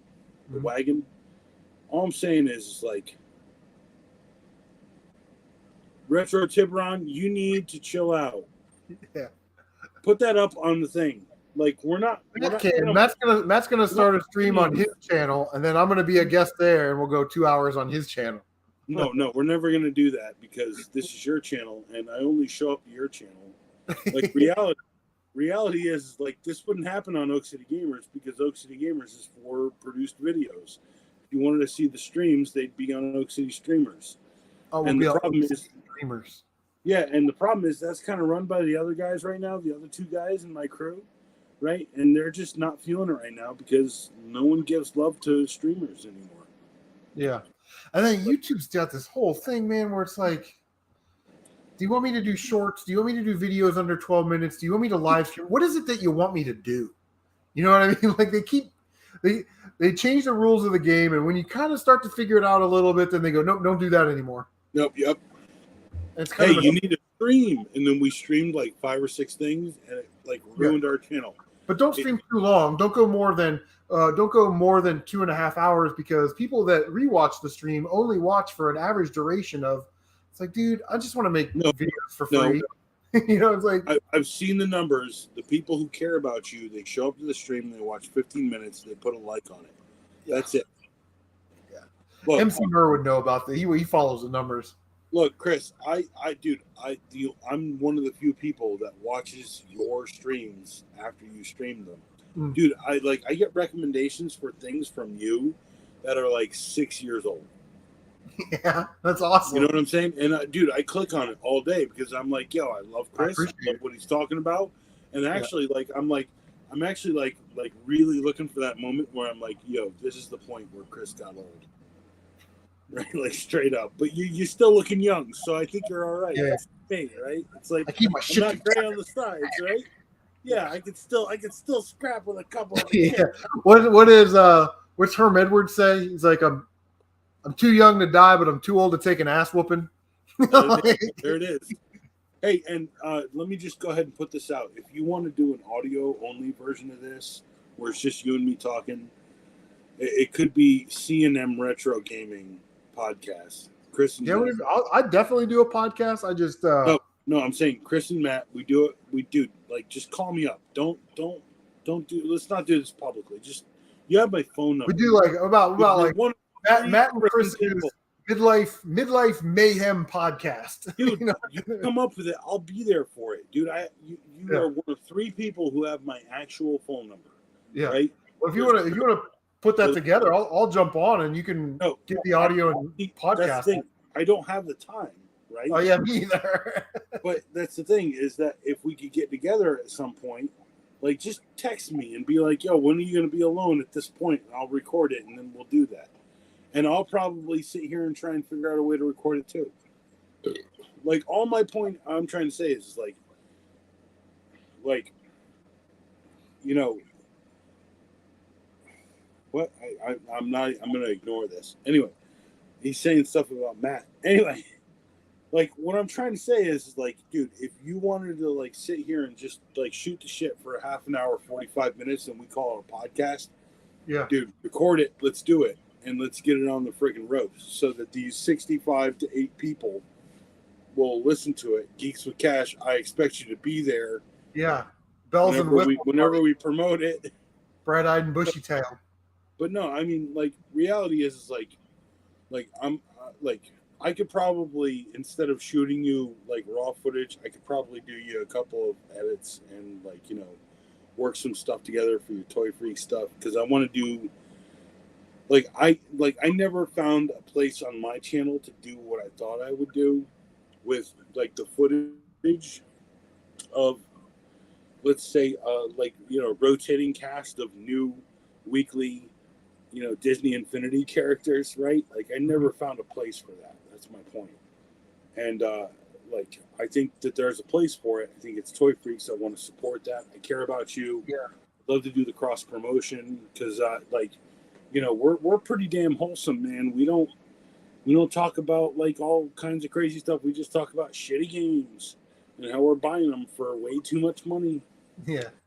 And, you know, like I'm doing Matt's desk. That's literally about how to make a desk better. That's the dumbest and most simple idea ever. And if you watch it, come watch it, dude. Like how to make a desk better. Like desk mats. It's like at least 2 or 3 episodes out, man. I'm really trying to push that one out. I really don't want to do like desk mats. But I have enough of them to do them. All I'm saying is like, you know, subscribe, Oak City Gamers. I've got stupid content coming out. Stupid stuff. And it's hilarious if you're drunk. There you go. Okay. Or if you understand the parody, if you get it, you know what I mean? Oh, like, yeah. I make things for drunk people, in the idea that like, you know, I realize that there is like a certain portion of the population who is like thinking like drunk people without actually being drunk. By the way, it's Midnight Moon. Anyone who wants to know, it's made in North Carolina. I love North Carolina. Here's my Outer Banks, North Carolina shirt. I'm sorry, I'm not. You know what I learned about Carolina? I'm not shilling for your shirt this week, Chris. I'm sorry. Yeah, that's all right. I learned that the Carolina Panthers logo, the Panther face logo, is supposed to be designed to look like North Carolina and South Carolina together.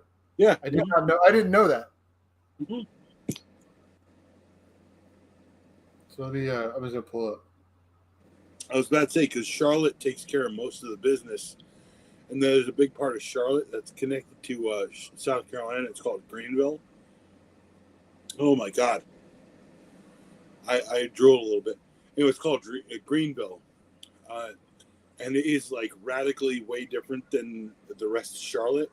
The Panthers logo is designed to look like North Carolina and South Carolina together. Hold on, wait. You need to turn it upside down, though. That's the one thing. You'll see it there. There it is. It's upside down. You have to turn it upside down to see how it actually goes. I'm not joking about that. You have to turn it upside down. There's some friggin' Illuminati Panther type stuff there going on. I'm not kidding. But you have to turn it over. I've seen the videos about like the Illuminati and stuff. I'm just saying. Anyway, yeah, Chris, I watch those all the time. Chris, I know you're trying to say bye. I need to pee really bad. I'm going to say peace now. I love everyone. I love you, man. You're the best. Geeks with Cash. Tyler Stevenson. It's good to see you. I'm out. No, Matt's out. Trying to find this. Yes, I wish I could put them up like side by side, but you can kind of see the North Carolina, South Carolina thing. Damn it. I don't know. It's not working. But I've learned that the other, like last week or something, that The Carolina Panthers logo. There it is. All right. So just to review, stay within your budget, consider emulation, prioritize quality over quantity. Collecting is about accumulation. So source. Relationships are important. Be aggressive. Consider trading. Be happy with your collections and take advantage of trades and offers and discounts and all that stuff.